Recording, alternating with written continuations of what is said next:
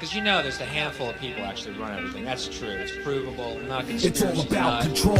To them we just cattle, numbers, battling each other while they creeping in the shadows, scheming, plotting, clocking your every move, locked in your mind, brainwashed until it's rotten. Got the population operating as they want them, symbolically mocking them, thinking nothing can stop them. So open your eyes to the lies of the evil, the poison in the minds and the lives of your people. And every time they lead you down a line to deceive you, and by then it's always too late to see through the veil that they hide behind, cause your third eye is blind. Better take a stand, we running out of time. Ain't nobody coming to save us, fuck what you had in mind. Arm yourself with the truth and jump behind the battle line. Can we turn it around? Yeah, it's possible. Divided we'll all fall, but united we're unstoppable. This is for the world, this is for the masses, attached to the strings being pulled by puppet masters. This is for the youth, searching for the proof, keep on looking for the clues. I'll provide you with some truth. This is for the ones waking up from the spell, beginning to discover themselves. Yeah, this is for the youth, searching for the truth, keep on looking for the clues. I'll provide you with some proof. This is for the world. Yeah.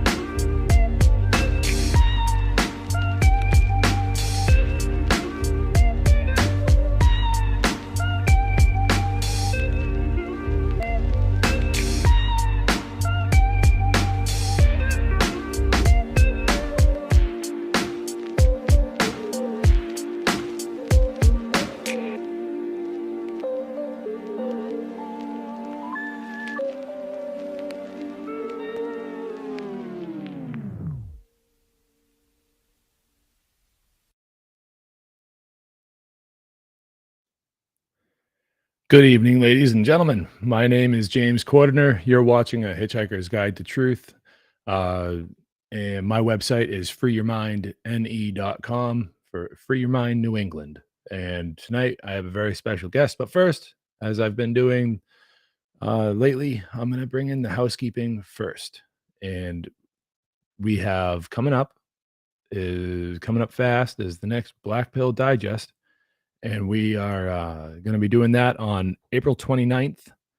And Black Pill Digest is a relatively, well, it's a once a month show hosted by myself and Sean McCann of Wake the Dead. And this month we will be talking about an unfolding technocracy. So that's going to be interesting. I suggest that everyone look forward to that. Enrollment for How to Become the True Media is open, and How to Become the True Media is an online technology skill sharing seminar. It's going to be an intensive 23-week technology skill sharing seminar hosted on Telegram by Mark Passio of whatonearthishappening.com. This year, just like last year, he'll be doing it every Monday evening at 8 p.m. start time, 8 p.m. Eastern, going to 11 p.m. And that's going to be starting on Monday, July 10th, going all the way to December 11th. And that's a total of 23 weeks, 23 classes. There is limited space available. So, get over there and to howtobecomethetruemedia.com and enroll. Enrollment ends on July 4th or maybe even earlier, depending on how quickly the spots all fill up. So, do not hesitate. Get over there and enroll in How to Become the True Media. This is a course that has been of great value to myself and many, many others. We are dealing with a battlefield of information, and we are combating the lies and deceit of the mainstream media.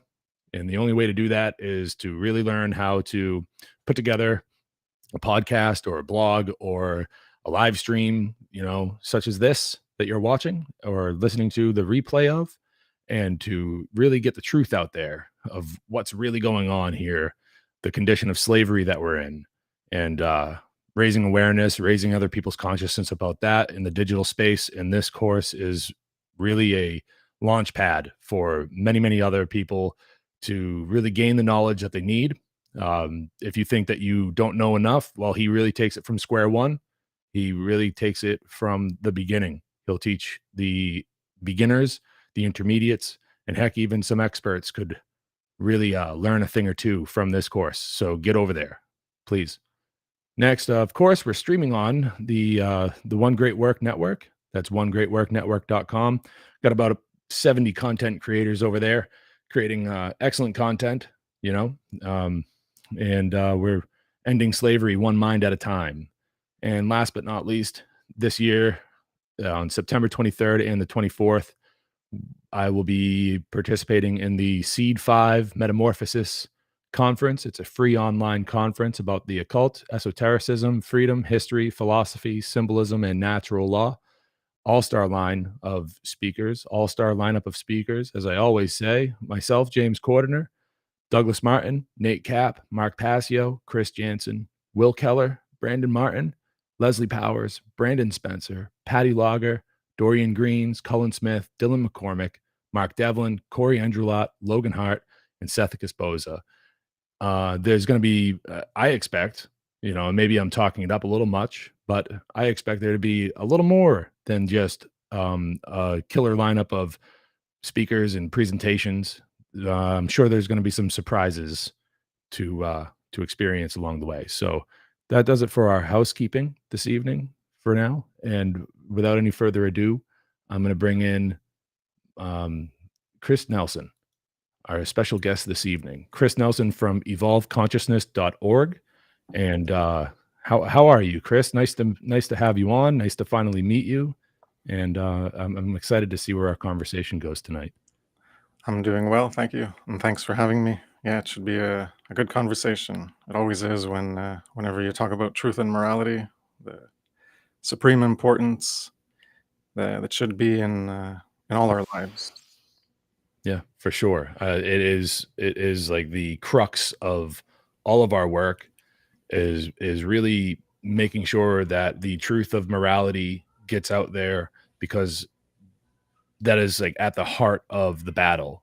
People performing mental gymnastics on a daily basis to see what they can and cannot get away with in their little mini-me Satanist moral relativistic mindset that they have been conditioned into, which is directly the cause that's leading us down this path into ultimate and complete slavery, the way of maximum pain, as some people have called it. And pain can be a teacher. Pain can be definitely something you can learn from, but we are, it seems that we as a species cannot get out of our own way in terms of the pain that we're inflicting upon ourselves, the self-inflicted wounds that we're suffering from. And it's really a terrible situation that we're facing here. And it just seems to be getting worse and worse and worse as time goes on. And I mean, I would like to sit here and give people a little bit of the white pill and say that it could change. I mean, of course it could change. Anything can happen. Unfortunately, it doesn't seem like enough people are really getting out there and speaking up and speaking truth to power and making sure that people know that like right and wrong exist for everybody equally the same way, and there's no escaping it. You can try as much as you'd like, but there's really no escaping it. And the sooner you get on the train of morality, objective morality, the better. And we can all ride into the sunset on and actually have freedom, real freedom, unbridled freedom. And I, last week at the end of the show, when I was talking with Brandon Martin, I said something silly about, you know, I wasn't sure if a lot of people have heard of your work. And it was like, it was kind of, I thought to myself afterwards, I was like, why the hell did I say that? I don't even know if that's true. So I don't know if you caught wind of that, but I don't know. I kind of wanted to extend an apology for that, because then I went and really, because I've only just recently gotten into your work, but I never understood what I hadn't understood at the time. It was the timeline of your process of your own consciousness, your own waking up process, and just how long it has been that you've been putting out content, and to the extreme quality of your content should definitely be noted and taken into consideration here. Personal thank you from me to you. I have not been doing it as long as you in this digital space. I've been, you know, I'm kind of a fresh face in the grand scheme of things, but I really, it's really great to have you here. And it's really great to have such a heavy hitter who's just produced. Dude, you do fantastic work. So, I mean, you know, thank you. Thank you so much. Well, you're welcome, and Thank you for the kind words. It's my pleasure to do, because like I guess it was more when I started, the passion for getting the work out there to try to get more people to understand. It was once you're in it, you get like, you have a deep care for truth, and you got to run with it. Once you develop that, when you ignite that flame and that desire in you, well, yeah, you got to learn it first of all. Obviously, that's the alchemical part, the first part of the, I guess you could call it, of the great work. And then the second part of the great work is the active part of, well, taking what you've input and consumed as knowledge and information, and verifying it as best as you can, I suppose. Or even speculative stuff, you can even teach that, but gaining some understanding and then projecting it outwards through sharing and teaching, and getting more people to understand, especially as you started off, the most pivotal part is the importance of moral truth itself, and we have to care for that above all. And that's what's most important. And to tie back the first thing that you said with some of the last things you said, um, with respect to the work I've done and how I came to that process, or how I awakened, and etc. Um, so you mentioned the aspect of people needing to suffer. You started off with that, and I'll tie it into how I also started this as well. That's something that people need to understand, is the importance of the negative. And just gonna take my hoodie off. I like my hoodie usually, but I got the door closed, and so it's like really hot in here now, since we got like a little quick summer for the past 2 weeks, and in April there it's pretty hot. But I like to keep my ears warm in my head. But right now I'm I'm getting a little hot. So the importance of the negative, I've talked about it in articles mostly. I've written about it. Shattering falsity, I think, was one of the main ones, and chaos, the negative. And unfortunately, that often comes with suffering. Either it can be just psychological suffering of the conflict of your expectations or your illusions of what you thought was true, and then actual truth coming to shatter that falsity. So that can cause some psychological suffering, or you can have physical suffering in your life if you're off the path that you actually walk, and your actions you take, well, that can reverberate as negative consequences, and you can suffer, or not even yourself, but just the society you live in, because of the societal enslavement and the persistent occulted enslavement that we live in with government. There's a lot of negatives that can happen in your life that are a result of us in the aggregate collectively not doing our part to try to awaken our fellow man to the importance of moral truth, and learning those concepts of objective morality and how they apply to better ourselves and each other collectively as we co-create the human world that we've created so far. And to tie that back in to how I started, it was in 2006, and the suffering that I had was the chaos, and the negative was psychological, in terms of I don't know if you've ever seen the Alex Jones documentary, A Terror Storm. No, that one was pretty impactful for me. I had seen a few months before was 9/11 Loose Change, and I've always liked conspiracy stuff, but that didn't click it for me. But when I watched Terror Storm off of a torrent site, um, the part that really got to me, and I had to shut off the documentary until a week later, was when it got to the John Yoo memo of torturing children for the alleged insurgents over in Afghanistan or Iraq. And that really shocked me to my core. That was the chaos that got me. That was the catalyst, because I always look at it as, for people to really awaken, and really awaken to more of a deeper care for truth that drives them onto what I at the time called a knowledge quest. So you begin you're on your path to truth, and where is it going to take you? And you actually care about learning, autodidactic learning, and learning on your own. That was what catalyzed it for me. That was my catalyst, and that's why I view often it's the chaos, the negative, the suffering has to occur in order to catalyze a lot of people. But unfortunately, like you said, as we observe, especially in the past 3 years, we observe both sides, that is what was necessary to wake up a lot of people, because some people just were oblivious to the issues of government or how reality actually functioned, monetary system, it all snowballs. Examples are really popular is Robert F. Kennedy and the Children's Health Defense. Well, now they even have James Corbett of the Corbett Report on, it's like weekly or bi-weekly or something for one of their videos. And so they're getting exposed to a lot more information that they weren't before. And that's all thanks to chaos, the suffering, the negative coming into people's lives, taking them away from their comfort, which is what's juxtaposed to that suffering.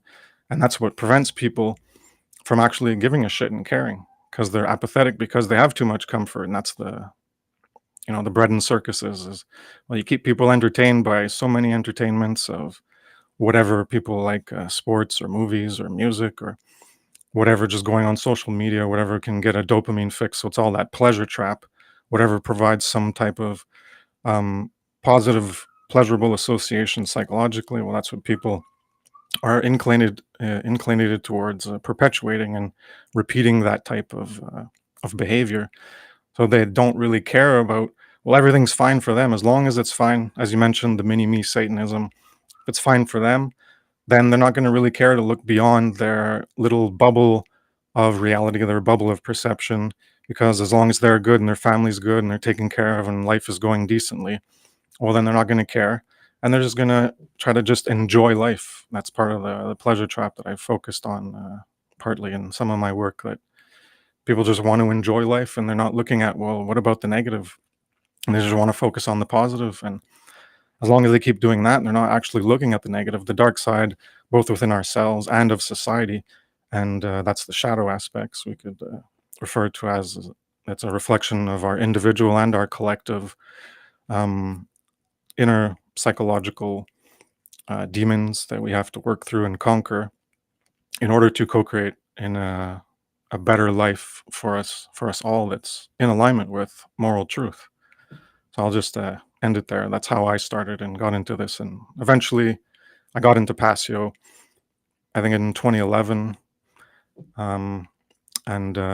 Yeah, he's honestly the best source of information on so many topics that I haven't found anyone that comes close, even as he's touted non-egoistically, but just to say that, he listens to his content and he's like, there's no one else doing it like him. And he's right. And that's what I've tried to do from the outside, is I've tried to take a lot of his material and just go deeper, which is what a lot of people who, or I guess my friends on Facebook, which I went a different way and they didn't like what I was doing at the time. So we fell out. But at that time they were saying like, yeah, wow, you just go, like, you go deeper, you take it and you go deeper to try to explain it more so that it becomes more clear, because with higher definition, you gain higher clarity.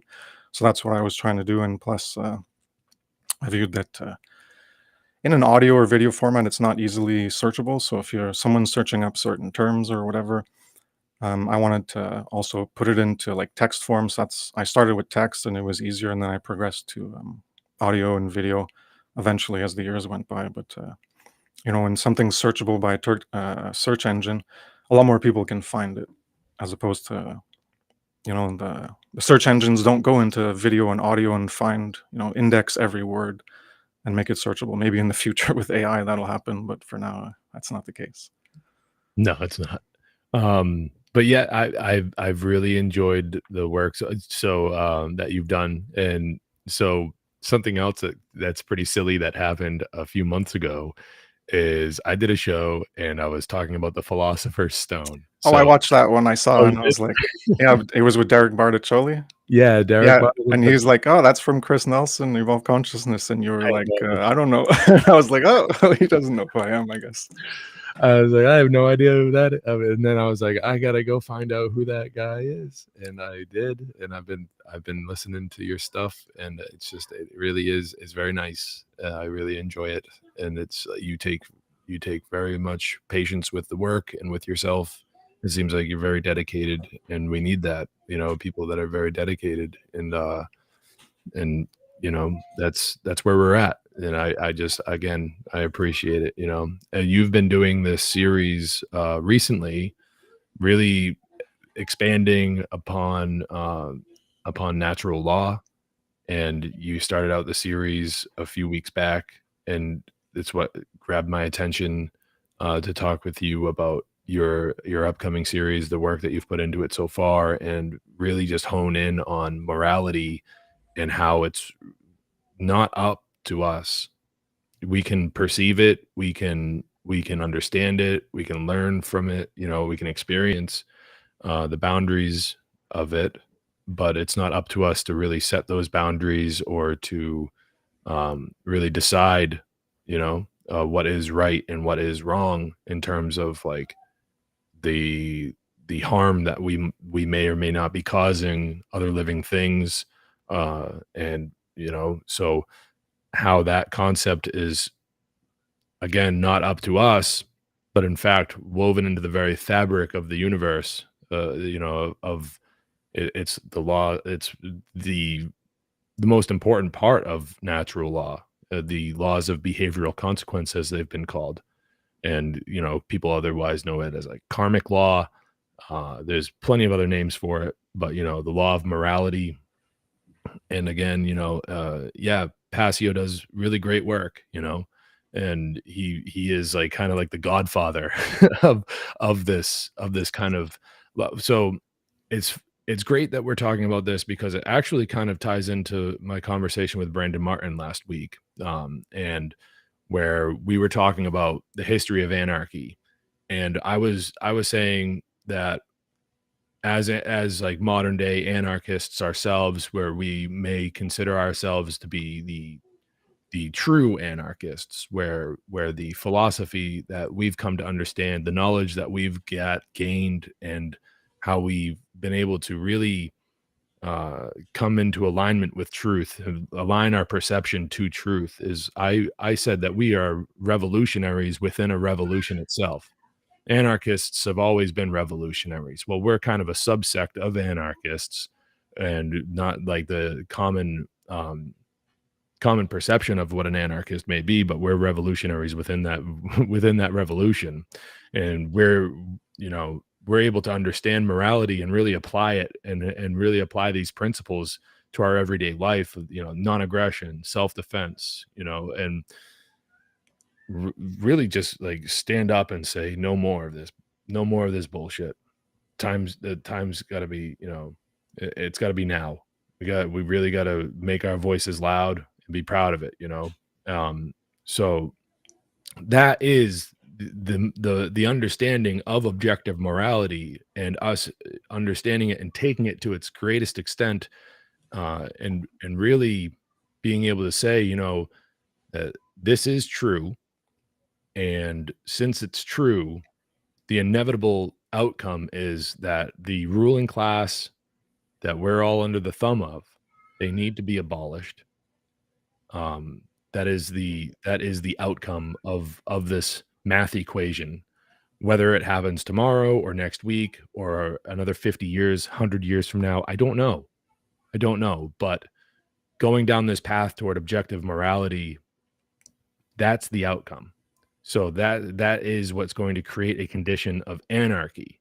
Like, and that's the condition in which we should be in. But the only possible way we could ever get there and finally succeed, is if people start to understand objective morality and how it's not up to us. We can't, as individuals, decide what's right and wrong. We can understand what's right and wrong, and then use our free will choices to decide to participate in right action, and say, I don't condone wrong action, and I'm going to do everything within my power as a free-willed individual to not participate in not participate in wrong action, and not condone those who do. So that's why I really wanted to bring you here tonight. I know it's probably fresh in your mind given the current series that you're doing with your presentations. So where do you think is a good place to start with that? I have a couple of ideas, and I wanted to hear where maybe you would start that type of conversation. About sorry, you said a lot of stuff like anarchism and how we're the ones within it that are more representative morality. So I guess Objective morality being woven into the very fabric of the universe, and not being something that we can willy-nilly decide. as an individual on an individual basis. Yeah, like subjective morality versus objective morality. So it'd be Yeah. subjective morality in quotes, and then objective morality doesn't have any quotes. You could write it all in caps, the first letters in caps to make them different. And yeah, that's the crux, as you were saying, to actually get the world of true freedom and true order, which will be the next part 3 that's I'm working on finishing to get that out. So it's all in my series is in a logical progression, because if you look at, like the last one I did was slavery. Well, what's slavery? Well, the definition itself deals with property, so that's why I had to do rights first. And what comes after slavery was the definition of freedom, but the definition of freedom has slavery in it, so I had to do slavery first. So each one is a linear progression in order to explain what comes next by explaining what that next definition will contain as part of its meaning. Well, I have to explain the parts before, so there's the first one was 2.5 hours, the next one is 3.5. So I go into a lot of detail, as opposed to just like a 5-minute bite on okay, well, this is what it means. But like I said, I want to give more detail to really hammer it home for people to really understand it, and as many aspects that I can bring to the table to elucidate that and demonstrate that the truth, so people can see it in reality for themselves. And yeah, we're never going to get there. Like you said, is it going to be 10 years, 100 years? It could be 1,000 years. But one thing's for sure is that it surely will never happen if we don't even try. And to try to make it happen, to get that result of true freedom and live in, as I've called it in some of my work, in the symbolism of like heaven or a paradise.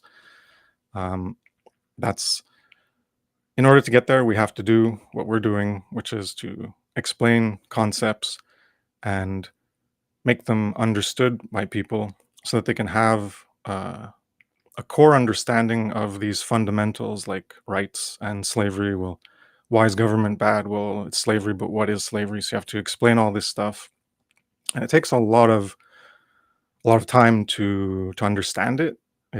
You can say it's simple once you understand, but the complexity is in gathering all those points of detail in order to really see that is the case in reality. And for some people, it might be simpler and they get it really quick. For some people, it might take a lot of detail. So I'm trying to provide as much detail as I possibly can to get people to really grasp these concepts at a deeper level and to use them as principles, so that they can use them as a launch pad to guide themselves in their life in the direction they want to go, as long as it's within objective morality and natural law, your natural rights, the law, and to not violate it, which is to not initiate harm to others. And if you do initiate harm, well, you're violating the property rights, which ultimately all derive from your first property right of your self-ownership. So everything that initiates harm is a violation of some, you could call them a lesser form of property based on that derivation of your first natural right of self-ownership. And so they're all claims of ownership upon you in varying degrees of severity or quantity. And yeah, that's what I recently talked about in the last presentation on Natural Law, the Science of Morality, Part 2, Slavery. Yeah, you did a wonderful job with that. I liked the breakdown of the tiers, and the way that you were very tempered in your approach with explaining to people, maybe take a minute and think about the type of harm that's come your way, or the violation that's come your way, before you go and act upon it. See if the response that you're giving them is perhaps equal to the violation that was that you were a victim of. Yeah. I guess, and that was really nice to hear that, and you, in the first part, it really seemed like you were going through like the logical aspects of it, and I was really thinking of like the the man, is it called the law of identification? Law of identity, yeah. Yeah, where like this is where perception starts. This is where we use like our five senses to really see what like, and you were talking about the apple, and you were talking about, the apple has properties and qualities, and it was bringing to mind to me that it's like, well, what are in that context of the word property, what is the human's properties? Well, we may have different colored skin or different colored hair, eyes, heights, weights, all of that, but we're all human. So I mean, how could it be that I have different rights than someone else? How is it that I would ever have different privileges or rights than someone else? And how can I justify uh, giving those rights up? How can I ever justify expecting someone else to provide for me that which I'm more than capable of providing for myself? And the vast majority of people are capable of providing these things for themselves. However, they've been conditioned into this mindset where they have to rely on big daddy government to come in and take care of them. And it's almost like a self-propelling machine where the government's existence has created this crippled portion of society, and then they turn those crippled people, not like it's just a metaphor, folks. It's like it's so, but they turn around and they plead for help to the same people who caused them the suffering in the first place, and that to me is just kind of really like masochistic. It's kind of sick, and Yeah. this is what they like to have. And as far as like, morality being woven into the fabric of the universe, which I keep referring to it as, because it is um, something that I've observed ever since like I've had children is, and this is funny, it just happened the other day, and I was thinking about our conversation, and I'm watching my daughter. She takes like a a bucket, and it's got some sand in it. She pours it on the driveway, and then she goes to go grab the sand off the driveway, and she scrapes her fingers on the driveway. She's not hurt by this or anything like that, but in the back of my mind, I go, "Oh, is she gonna maybe hit one of her fingernails and go, ooh," and kind of wince and pull back and feel a little pain. Um, I think that our ability to feel pain from the very moment that we're born, and even before we're even out of the womb, um, babies that are still in utero can definitely feel pain. I think that is directly tied to morality, and I think that it's like that because it is our ability to identify harm and our ability to really understand what harm is from our own perspective, and then with a conscience realize that you wouldn't want to do that which you've experienced and identify as harm to somebody else. Yeah. And then it takes a certain amount of education from there to really expound upon what constitutes harm. But I think that it all starts with physical pain, from the time that we're all very young children, and from the time that you're conscious of that pain, where maybe you grab a curling iron with your hand and you burn your hand, that hurts. And then the golden rule comes in, and you start to teach children. And this is why it's so important that the intervention of this starts early, because then it becomes a part of their upbringing and a part of their consciousness from a very young age. And the psychopathy has very little room to kind of wiggle its way in there, where we're actually raising children to be um, aware of the most recognizable form of pain, which is physical pain. And that is something you don't do to somebody else, because how would you like that done to you? Yeah. Golden rule, So I was thinking about that the other day, and just our existence alone, our nervous systems, the way that we're built, everything. And I think that that's where it kind of begins. What do you think about that? Well, I think you're accurate in that assessment. The young children don't have the self-reflective capacities as, say, an older child or a teenager, or certainly an adult.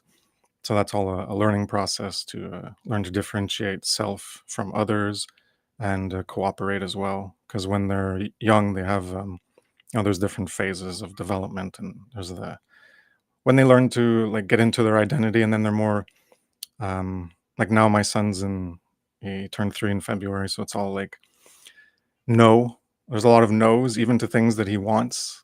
And then it's like 5 seconds later, he says yes.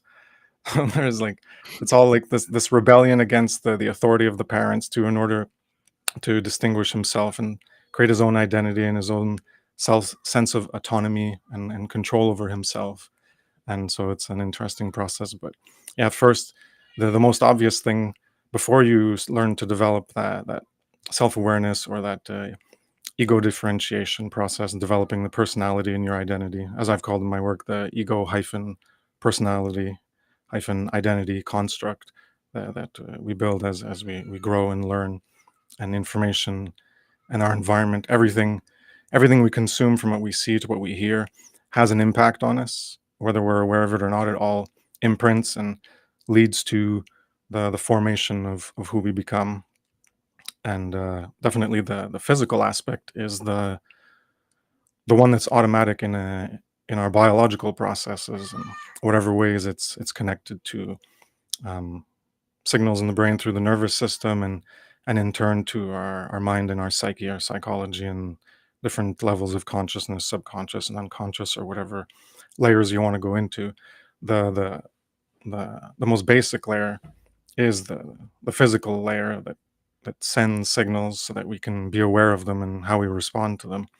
So that pain, when we're aware of the pain, sure, that becomes where we reflect ourselves, like in a theory of mind, and recognize, well, the others are like us, and since I don't like that, well, I wouldn't want them to do it, and I wouldn't want them to do something to me that causes them pain, even if I'm not aware of it yet. So we have this like reciprocity, and that also the reciprocity comes back to the self-defense principle, and paying back a debt for the initiation of harm. And as I said in the first part, which you mentioned already, there's like a measure of, well, the debt they created, you have to respond more appropriately to that level of debt that was created, and not go to the extreme of just taking someone's life for any initiation of harm, such as I suggested, which was lying, the theft of your ability to make informed decisions, so that you can walk a proper path and get the outcome that you want, as opposed to being deceived and think you're going to be doing something, but you were informed incorrectly, and then you don't get the outcome because your conception of reality was flawed based on that deception, which made an uninformed and bad decision going forward. But yeah, good point on the physicality. That is an important part of how we can learn to apply the golden rule of, or the reverse, the apophatic part of the golden rule of don't do to others what you don't want done to you. And Right. that's definitely a primary, basic biological factor for the biology, plus the consciousness, the psychological aspect to feedback and learn from, in order to develop that a greater understanding at a possible more conscious awareness level, as opposed to intuitive or automatic sense of right and wrong, which people obviously get wrong because they think the things the government do is right, because that sense of intuition and automatic feeling your way to maybe the truth or certain information and knowledge in order to grasp it and develop an understanding and reflect it into reality to see if it's true or not, well, that's lacking. And there definitely needs to be more conscious awareness as opposed to more of an unconscious, just let the information from your unconscious or subconscious bubble up in an intuitive process to inform you.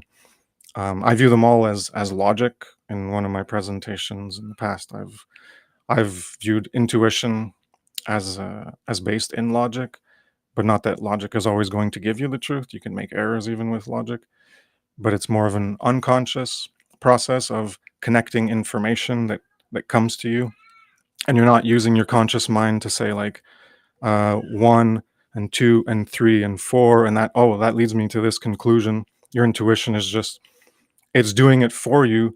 You're not consciously doing it, and it's just providing you with these conclusions where you get these insights, these aha moments or eureka moments, and things just come to you. I view that as like it's all logic at the foundation of reality. As you mentioned before, the law of identity. That's one of the fundamentals. A is not B, A is A. An apple is not an orange. So these are fundamentals of the universe. Things are what they are. They're not something else that they aren't. And that's part of logic and the law of contradiction, the law of excluded middle. And the law of contradiction is what logic is to weed out contradictions. So the law of identity is part of that. And you can't be applying things that aren't what they are. So when we talk about morality, well, we have to define that because people have this unconscious perception of what morality is, and it's mostly based on the subjective morality that they've been conditioned with, that through the failure of actually teaching objective morality and what it is and ways that you can actually understand it like definitively, and through reflecting back with reality through definitions of words, as what I've done in the part 1 on rights, is to really like explain to it and tying it back to things that are in reality, such as ourselves as individuals, and the self-ownership and everything else derives from there. So that's where your rights are, and they can't be taken away. Like you opened up and asked me about the morality is woven into the fabric of creation, and you mentioned again, well, that's part of it, that it is part of the fabric of creation because you exist in creation, in nature, in existence, in reality, and those rights ultimately derive from you being there. Like you could look at it as if there were no humans that existed, would there be individuals with those individual rights who could understand that they have those rights because they have the consciousness and the mental or brain capacity or however it works to be able to even conceptualize these things and talk about them and be able to define them? Well, it wouldn't be demonstrable, but as soon as they would come into existence and have that capacity, well, they could reflect and understand, reflect from their internal reality to the external reality and feedback and see that, yes, there are these rights because they all derive from my self-ownership, because I can't give that away to anybody. I can't willfully become a slave because I'm the only one that owns me. No one can own me. And to demonstrate that easily is, well, you're in control of you. Your biological aspect of you is controlled by your psychological aspect, the self. And that is what controls the biological aspect. So your first physical property, your body or your life, which is negated by the violation of murder, well, that all derives from your self-ownership. And no one can take that away.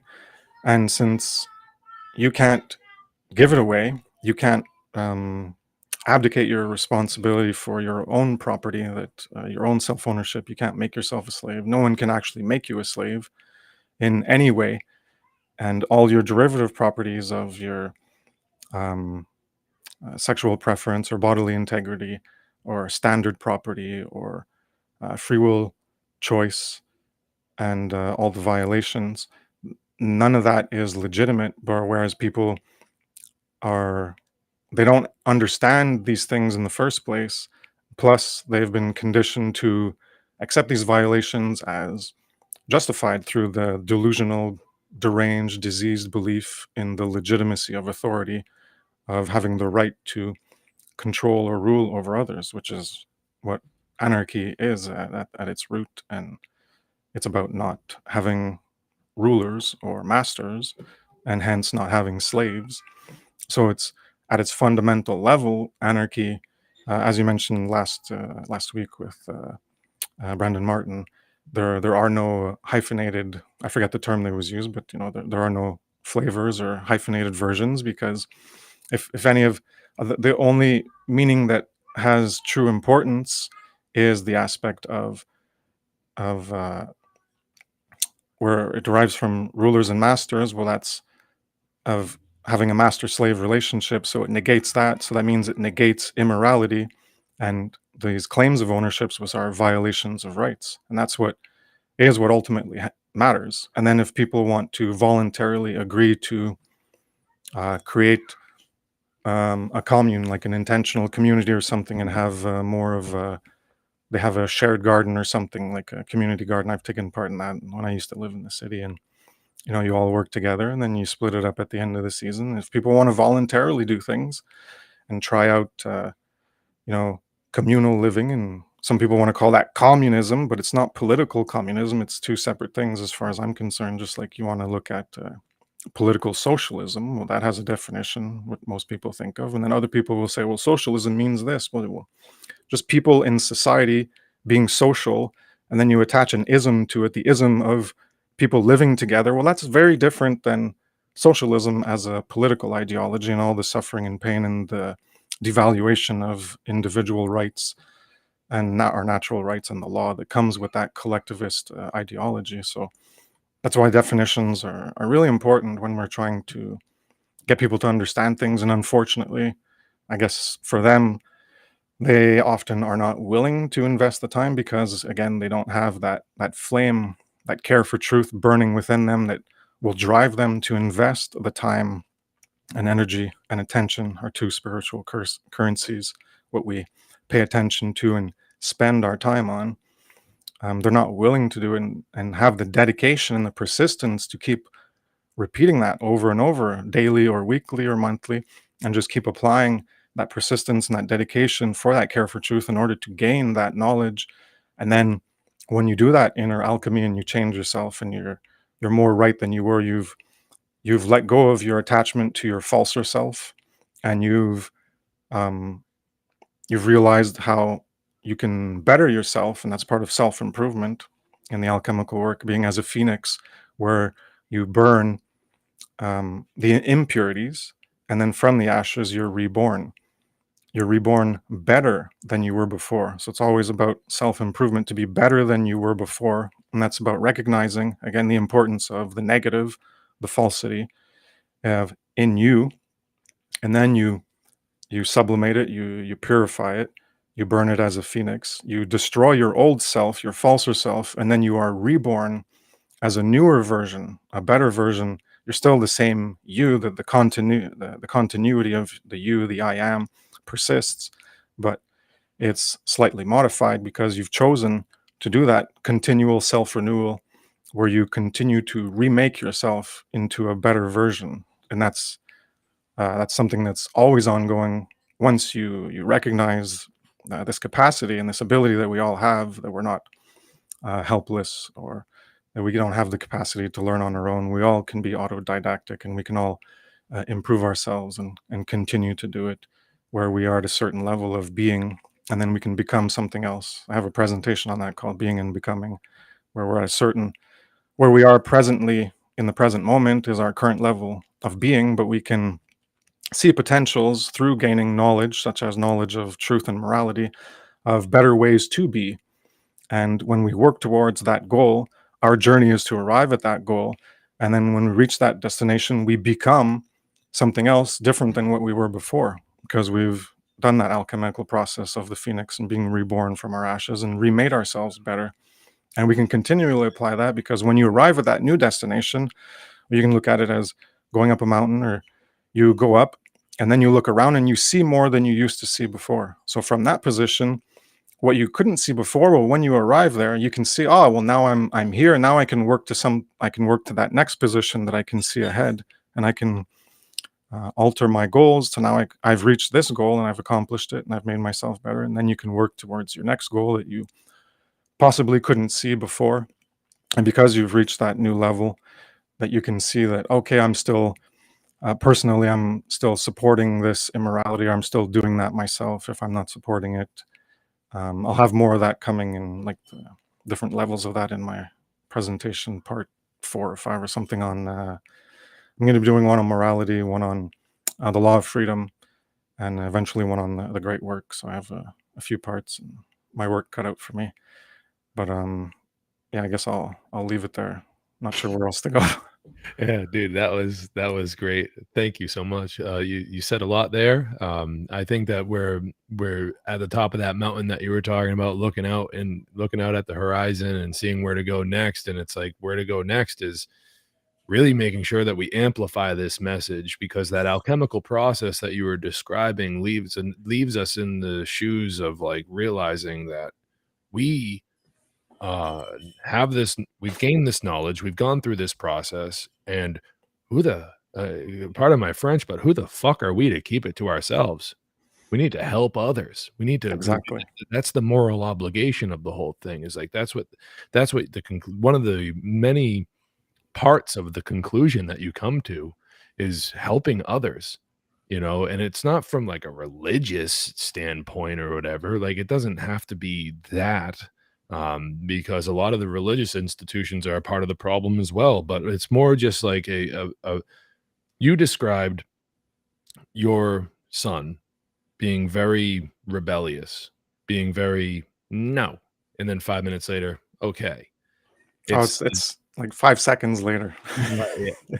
It's this testing of the boundaries, right? But it's evidence that even from the earliest, and my son is 6, my daughter is 2, so I feel your pain, brother, and I'm here for you if you need anybody. Uh, it's evidence from that we can see as adults, and the evidence is there that from a very young age, human beings have a desire to explore, and to push the boundaries to see what they can and cannot get away with. And this is the beginning of that alchemical process. And what the system that is in our opposition, what they are doing right now is they are kind of hijacking that process, realizing the journey of potential fulfillment, in which every human being has to go through, and that's this thing called life. It's just a journey of fulfilling your potential that everyone's born with, and they hijack that and they kind of steer your ship. That's why government being mind control. The word government means mind control, and that's where it all starts, is getting ideas in to hijack that process of self-actualization and steering it in a direction that benefits them. Okay. Yeah. And this process should wind up benefiting everyone. And the only way it can really benefit everyone is if we're allowed to self-actualize and realize that objective morality exists, and that is the proper way to exist within this realm, or whatever you want to call it, the world, to be a part of what's going on here, to not want to initiate harmful action against another living thing. And to be quite honest, I start with other human beings first. I just want to put that out there. I'm only me, so take that whichever way you want to out there, folks, or even you, Kris, but what I'm getting at is that is what was one of my points from at the beginning about how we experience physical pain. And that's like the first identifier as to what harm is, because the rest of it is offshoots of physical pain and more metaphysical things, the types of harm, the violations to natural law, uh, like something like deceit and lying, you Yeah, know. well, that's why I had the 4 tiers that I categorized. That's why I put everything with the body first was, well, life, murder, and your sexual association, which is, sexual assault, the rape, and then there was the bodily assault.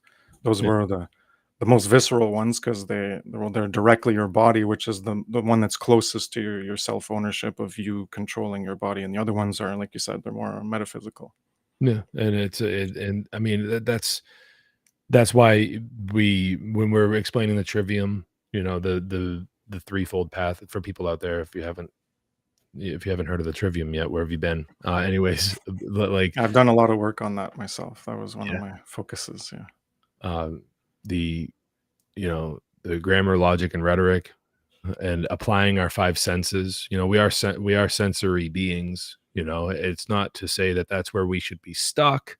It's just to say that this is the initial the initial like activator to the whole process, if you will, like where we use our five senses to really gain that identification of what's going on around us, raising our consciousness to a level. But then the ultimate question is like, you keep doing like the Socratic method of like the why, why, and eventually you got to come to the conclusion that like there's spirit here, there's something going on here. We were, you know, maybe I don't want to give anyone the idea of like, creationism or anything like that, but something had to put life here. Like some process happened somewhere down the line, and I mean, it's conscious. I'm kind of trailing off here. I'm losing my train of thought, but I guess what I was trying to get at is that like the evidence is there if you have the eyes to see. The evidence is there uh, to prove our point about morality being, you know, part of creation itself, I guess. Yeah. Um, like you said, the most basic level is when the harm is done to us and the physical part, and then we gotta use our, as I've referred to it before, we have an abstraction engine. Our consciousness is like an abstraction engine, and we can go from those base layers, which infants get first access to through the five senses, and then we can build on top of that and see, um, like Aristotelian metaphysical philosophy of the categories of being, and where you have primary substances and secondary substances. And those are just models of how to make sense of the different things in the world and how they can be categorized differently. But Yeah. from the five senses, and then eventually we can abstract to greater understanding. And one of those is, again, as you mentioned, the importance of morality, and it's about getting to that point. Otherwise, well, how do you know that what you know is right or wrong? If you don't actually have definitions for what is right and what is wrong, then you're just like you're shooting off the hip, or you're playing it by ear, and you're just going off of assumptions, which may be right, may be wrong. But if you don't have it, um, like if your conscious awareness hasn't been brought into it in order to truly grasp what that word symbol that you're using, what it means and what it reflects in reality, or reflects within ourselves, either as individuals or collectively as humans in our capacities, then do you really know what you're talking about? It's a word, and it can have different meanings for different people. So even then, when we have conversations with others, we can get into semantic misunderstandings where one person uses a word and they mean this, and the other person hears the word and they mean that. And instead of both walking the same road in understanding, well, they're both walking in different roads, and then they argue about things, and because they're both they have the presupposition of the same definition of a word, and then they get into an argument, and then at the end they both one of them might realize, it's happened to me, like, oh, we're having a semantic argument because you use this word and I understood it this way. And then when we hash it out more, well, okay, well, we're actually talking about the same thing, but we just used the word differently, and that was our contention. So there's always this. I always like to come back to the importance of these the symbol magic of words, and the importance of the definition, and because the words can have multiple meanings, and especially when you just refer to non-word symbol magic, like just symbols themselves that are visual, or mostly visual, then you don't have the specific definition. Then that's where you get into multi-layered, multi-tiered meaning of what a symbol can represent based on different contexts. You have colors and shapes. It depends on what you're talking about. Well, red means this in this context is something negative, but in this context it's something positive. Just the red pill versus the blue pill. Well, the blue is the negative one and the red is the positive one. And red, in terms of like external or internal, well, your internal is your blue, your thoughts and emotions, and the external is your actions. Well, your actions are good. So it all depends on the context of how you're using the color to represent what you're trying to, the meaning you're trying to convey with that symbolism of color itself. So it's very complex. I don't remember exactly what you had stated. But that's, I guess, where I'll end that part. I don't know where we started, but that's where it ended up. I from time to time I catch myself just rambling on. I'm like, am I making a coherent point here? And I'm like, maybe. I hope I lose the original thread, and I'm like, I went over here, and I'm like, oh, I don't remember where that one was. This is okay because it's just a conversation between two guys. It just so happens other people get to listen to it. And it's fun, So I like what you were saying about red and making the distinction there, because that's why it's so important to be able to define terms and to really make it definitive of like, this is what when I say this is what I mean. And unfortunately we live in a time where you start doing that with a lot of people these days, and they just automatically start to recoil and they feel insulted, like you think I'm not intelligent enough to understand what you're saying. And it's that's like the problem with even mentioning anything that's wrong. People view it automatically, well, it is a judgment, but it's not like I'm saying you're a piece of shit and low life and I should just execute you. No, it's like, if you're wrong, that's the importance of caring about if you're right or if you're wrong. You have to want to be right, not to just want to be right to, oh, well, I'm right, look at me, I'm right. No, it's about you want to be right so that you're on the right path.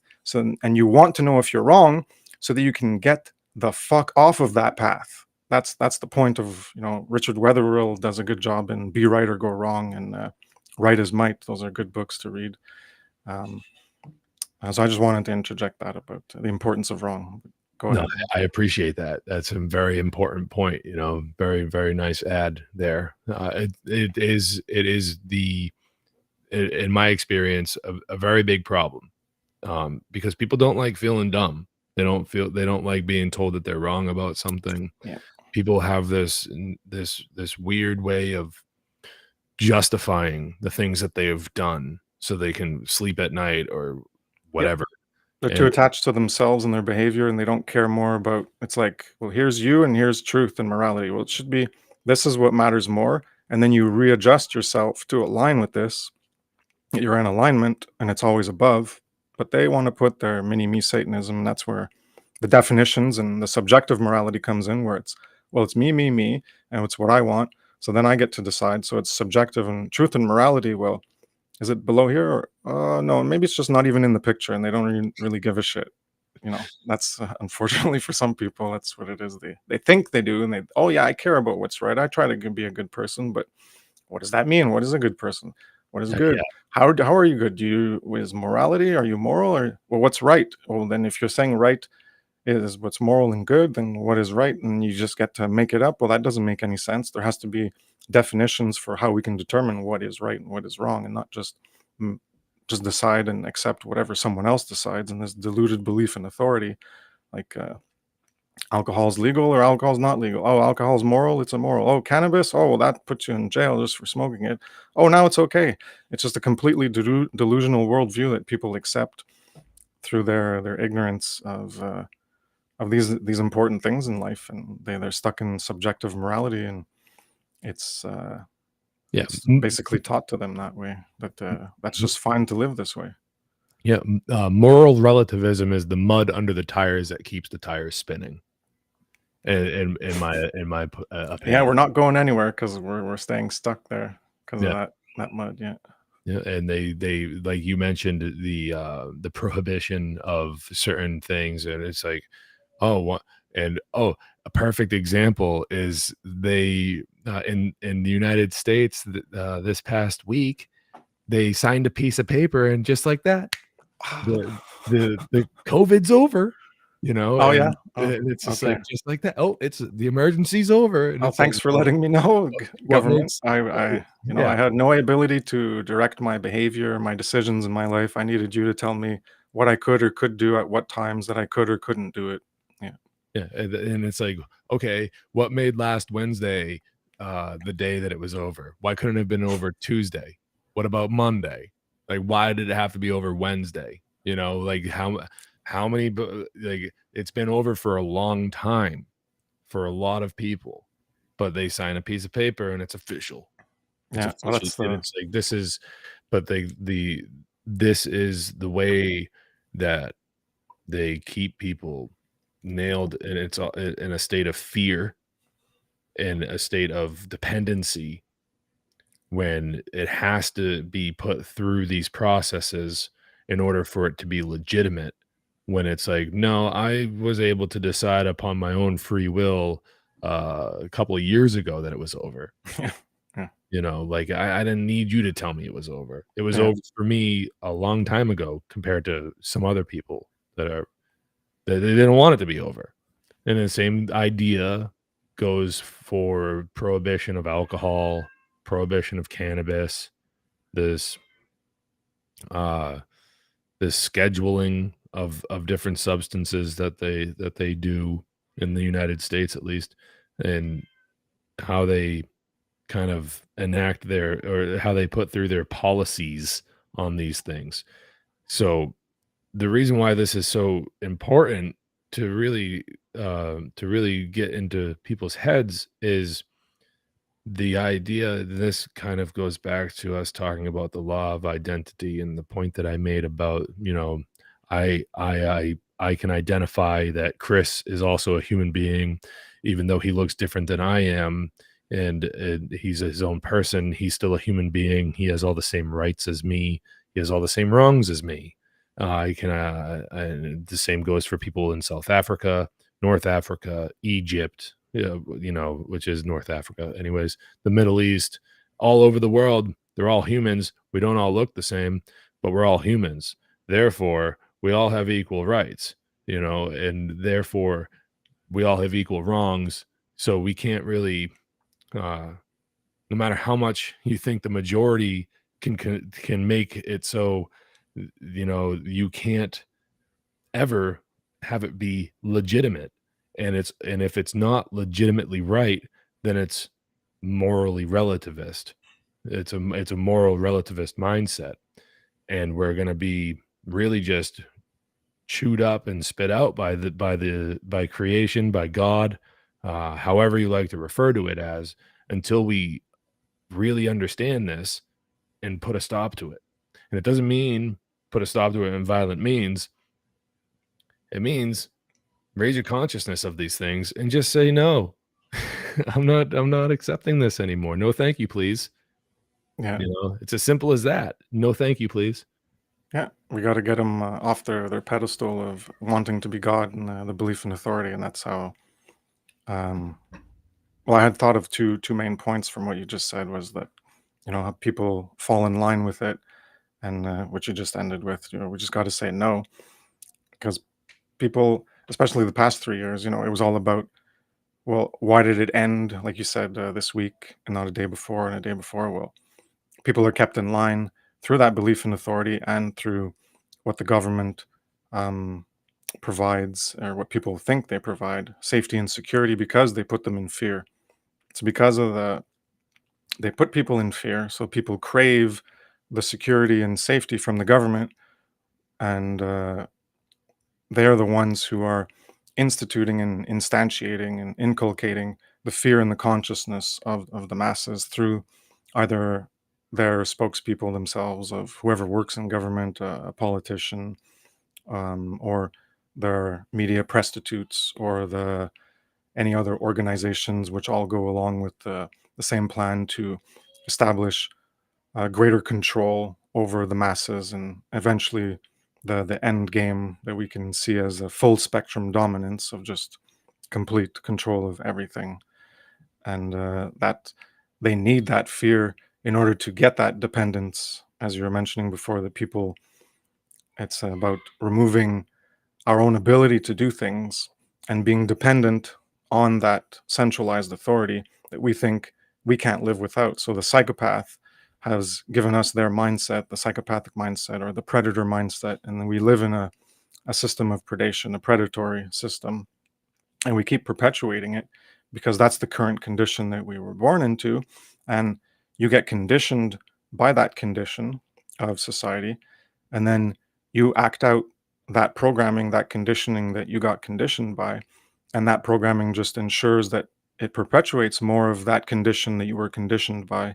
So the condition keeps continuing, and then if they bring in more conditioning, more mind control and brainwashing to get you further to devolve into a falser self, to accept more falsity as opposed to moral truth, and to accept more false things, that makes you a falser self, and that makes you help to degrade the collective experience that we have of, are we going towards more freedom, more true freedom? Or are we going towards more enslavement? And that's obviously correlates with morality and more moral behavior or less moral behavior in the aggregate through the law of freedom. But I forget where I was going with that, but I'll just stop it there again. That's okay. I have a question for you. Why do you do this? Why do you continue to do this?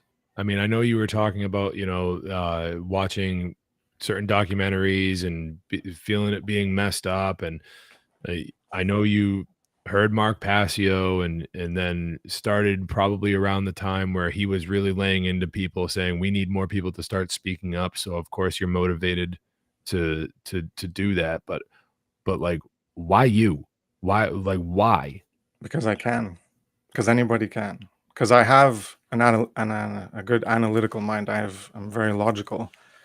So I have the capacity, like the work I've done is to bring in my logic and to like explain things in more detail. And that's what a lot of people have appreciated in the feedback I've gotten. It's like go to Passio, like everyone go listen to all the podcasts from the first and go up to the end. And my work is based off of that. As I mentioned in part 2, I just mentioned as a tangent that like my work is based off of that. He's the inspiration for a lot of my work. Like I watch or I listen to information, then I make other connections and I bring to the table more stuff and I explain it in a different way than he does, or with more detail from other stuff I can see reflected back in reality. One example was I watched the Streetwise Spirituality in, I think it was the end of 2013 or 2014. I think it was 2014. And that one inspired me to do the presentation on natural law boundary conditions. So there I created infographics and stuff. And then that led me to the Philosopher's Stone after that one. Is the one I did. It was all these connections were growing and it was all fresh. And, I was in my early 30s. I started in 2014, just to answer that. So, Passio, as you said, do something. That's the greatest donation you can give them, is to get involved.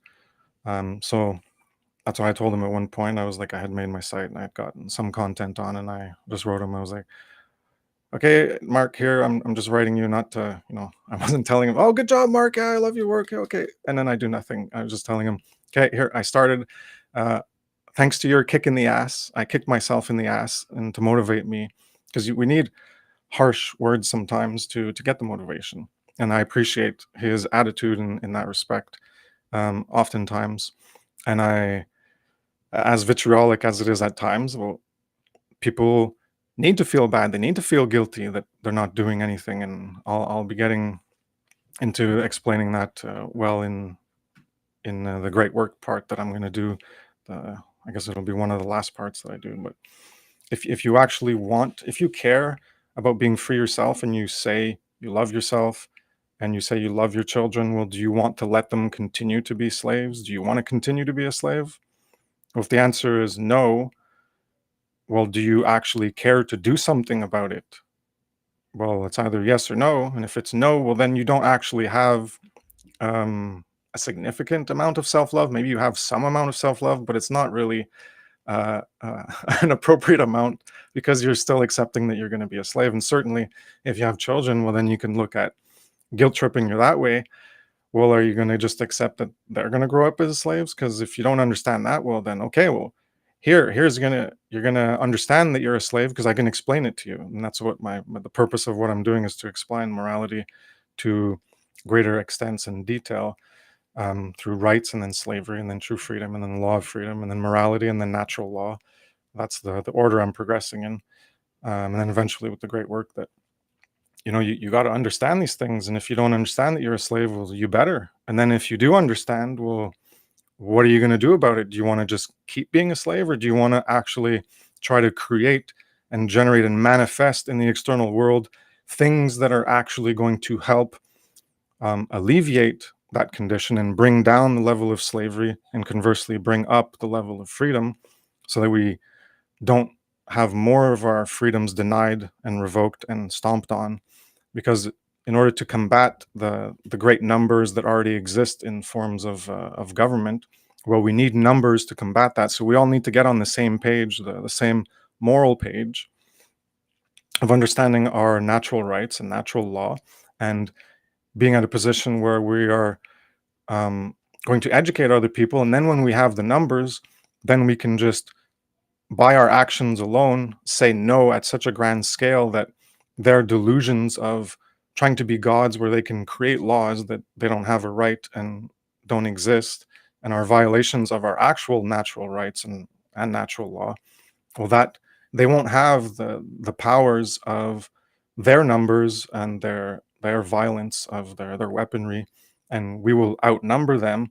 And they will think of it as in terms of their mini-me Satanism of self-preservation. Well, their numbers are too big now, so I better not do what the previous generation did of police or military, and just be an order follower that just obeys the orders of our masters, who just give us little more privileges and let us do things that they don't let the lower slaves do. We're just higher slaves, we're the house slaves with a little bit more privileges. Well, we can't do things like that at this point, because they just outnumber us. So then at that point, their own self-preservation, selfishness will inhibit their egregious, or their own sublimation of their will for the will of their masters, their gods, that they take upon as their own will and act out the will of their masters. They'll be like, oh, well, I actually, I won't do that, because I realize that I'm just going to be exterminated if I even try.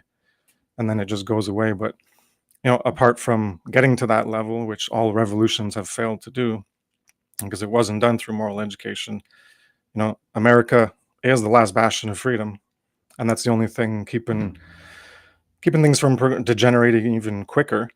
That's the only place where a hot revolution, or hot action, as you mentioned, as Brandon talked about last week, the hot action could work to like reset things at a lower level of enslavement, higher level of freedom, but you're not actually getting. You're just it's like a stopgap, just of you could say it's half-assed, but it's like it's still doing something good, but you're not actually solving the problem from the root, which is in consciousness, in Right. terms of understanding objective morality. So you're just gonna, if you're not going to engage in the moral education then or before, and you're just expecting the revolution to do the work, well, it's not going to do the work, because the work hasn't even been done. You're just combating physical violence with a self-defense, and you're not ensuring that you have the numbers of the majority, the quantity of people required in order to keep that condition in the moral level, because the people aren't even at that level internally in their internal reality, inside their consciousness, so they can't even reflect that internal state out into the co-created reality, where we are creating that condition of reality in numbers together. So that's why it always has to come back to our internal state and the work in ourselves, and the internal the alchemy on ourselves. And then we can do that great work to take what we've taken in, and the knowledge we've gained, the awareness, the comprehension, and help other people engage in that process of inner work, of alchemy themselves. And as that multiplies and multiplies, even if you only have people doing the inner work, well, that would reflect in their own behavior, just at a base moral level, to not do harms themselves. So the 7 real thefts, the 7 real sins, to not do that themselves. But also another level is to not support other people doing it, which is where a government comes in, or if there's a monarchy or whatever lesser or greater level of feudalism or serfdom that we end up having as a condition that we live in. It's trying to get rid of that. As we do, each of us does our own individual alchemy. That can get reduced by not doing it ourselves or not supporting others that do it.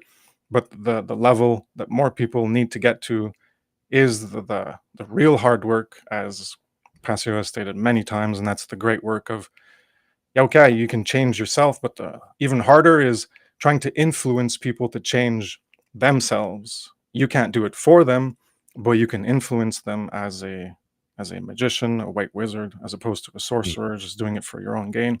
Or you're trying to help them change themselves in alignment with morality, so that we can all be on that same page, so that we can all co-create the same world that we want to create, as opposed to having it created for us by the engineers, the technocrats, the technicians who want to control everything and decide for us what we are or aren't allowed to do. And it's all going to be regimented and controlled by every unit of energy that we can produce, and everything's going to be allocated perfectly in this delusional attempt to create order, which will never create order, because it's all done through control and violations of our rights, violations of our will. So it's just this mass delusion that the technocrats, the engineers of society have. Social engineering is just a flawed premise to begin with, and they're insane, is what it comes down to. That they think they can manage people's lives better than the people can manage their own lives themselves, if we're all on the same page of morality. Sure, now it's chaos, and the chaos is amplified because they want us to be ignorant, and they want us to be moral subjectivists, and they want us to be mini-me Satanists. Well, the chaos, go ahead. the chaos is perpetuated because they just won't get out of the way. Yeah, they exactly. They engineer it to make us more chaotic and keep us confused. And yeah, if they just got out of the way, we'd be more inclined to learn it on our own. And like you mentioned about children, and that discovery process of learning by making mistakes and learning from your mistakes, that's an important part. And they get in the way of that by being the daddy, mommy, nanny state, and deciding, well, you're not allowed to do this, and you're allowed to do this, and well, you have to ask me for permission, rather than letting us learn through the consequences and choosing the right path. Because if we apply consequences in other people's lives, then they have a right to get redress, rectification, to restitution, in order to that negative debt that you created. Well, there's something that you stole by creating that violation, even if it's not intentional. The intention or not, that's a different aspect that you can get into, in terms of, well, the severity of the violation. Did you intend to do it, or was it a mistake? So mistakes happen, but there's still a negative that happened to someone else, and there's a debt that was created.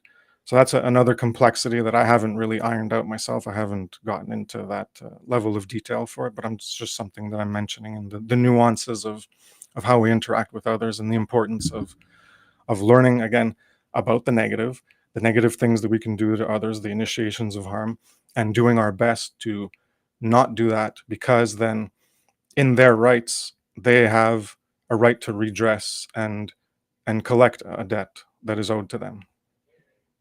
What I meant by when I interjected is, and I'm not saying this like you misunderstood. I'm just saying that that is how they stay in the power that they have, is by creating the chaos, and in turn the chaos that they've created creates in itself the dependency problems in the people, and then that turns around into just a self-perpetuating cycle order out of chaos, I order have for that's one of my fulfillment. infographics in the next presentation on true freedom. I have a circle, and it's like they inject chaos and say that it's problem reaction solution. People beg for Sure. their protection, and oh, fix it, government, fix it, or NGO or whatever organization. Someone else fix it, but not me. I'm not going to fix it. Oh, I'm not going to get involved. Someone else fixed the problem, but they created the problem. And then they Yeah. come up with the solution. Oh, it's going to be more security and order. Oh, we're going to create order with our control, and then it just creates more chaos. And then they just keep interjecting in that bubble, and it just keeps spiraling out of control. And yeah, well, Right. we have The what we have the now. the world, us within creation, exercising our free will, whether or not we all catch up to the moral fiber, the moral aspect of all of it, in time. However it all pans out, it will organize itself on its own. This is the nature of the universe itself, you see, and we're within that. And the reason being, like, the reason why there's so much chaos out of the reason why the outcome is chaos is because this control structure is trying to kind of, again, I mean, for lack of better terms, they're trying to hijack free will. And free will comes from creation itself. It comes from the universe itself. It's a force beyond anyone's control. And when people who consider themselves to be in charge, these people are masters of psychology. They are masters of natural. They know natural law. They know how all of this works out. They know. They're trying to, but what they're trying to do is harness a power that we're not meant to harness, other than within ourself. You're not meant to be able to Self-control. control. Yeah. You're not meant to be able to control another's free will. It's just not how it's just not how it's set up. And the second you get one small group trying to do that kind of control to a huge group, all hell breaks loose. That's just how it's going to happen. It's how it's going to be for the rest of eternity, for the rest of time, until the control structure is just subtracted from the equation, and just let the chips fall where they may, let the universe do what it does best and self-assemble. And if we make it as a species, we make it as a species, great. We must have did something right in time. But if we don't, hey, well, I don't know. We didn't work out. We didn't work out. So, spirit will go on. The will of the universe will go on. And I don't know. Yeah. That's Yeah. why I say oftentimes to my partner, and like, um, unfortunately, things just need to get worse. There needs to be more chaos. There needs to be more suffering. There needs to be more negative, because apparently people haven't learned. They're not learning the lesson. So there's I don't know which way it appears on camera there, but the right hand of God and the left hand of God, or the left hand path and the right hand path. One is with alignment with morality uh, and truth, and the other one is in defiance of it. So when you take the path of alignment, well, you're going to get order. When you take take the path of misalignment, disharmony, disequilibrium, incongruence, contradiction to moral truth, well, you're going to get that path of suffering, of the negative, of consequences and chaos that's going to emerge. And yeah, unfortunately, even with the past 3 years, some people, it's still not bad enough. They still have their little relative level of comfort in their little bubble of reality that they perceive as is comfortable enough. Well, it's not uncomfortable enough. It's still not enough suffering and pain to get them out of the false reality, the illusion that's been constructed around them through the false narrative and the stories of all the people who sell them imagery and the word symbol magic to convince them that reality is a certain way, that this is the good way, this is the right way. Oh, you need government. Oh, you need these people to tell you what to do. It needs to be this way.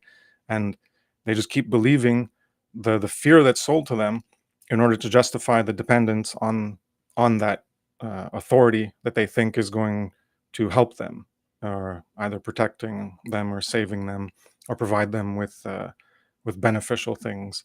They're there to just enslave you, but people think it's the opposite, that they're there to help them. So they're always thinking that they're there to help them, but they're not there to help them. They're there for their own gains.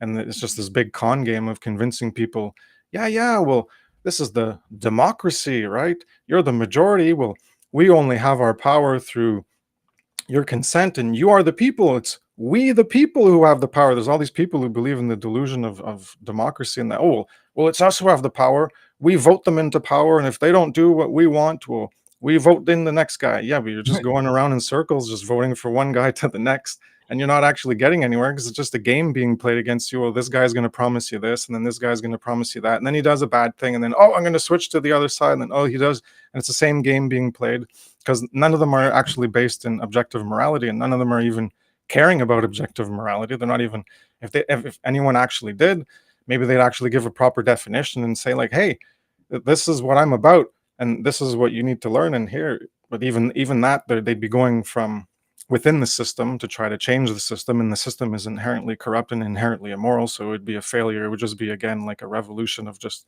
decreasing the level of immorality, taking the pressure off, and then that helps to put people back to sleep. Because then, when it's a point I mentioned in the slavery one that I'll be talking a bit more, there's like, here's your current condition, this is what your normalization bias is, and everything's fine.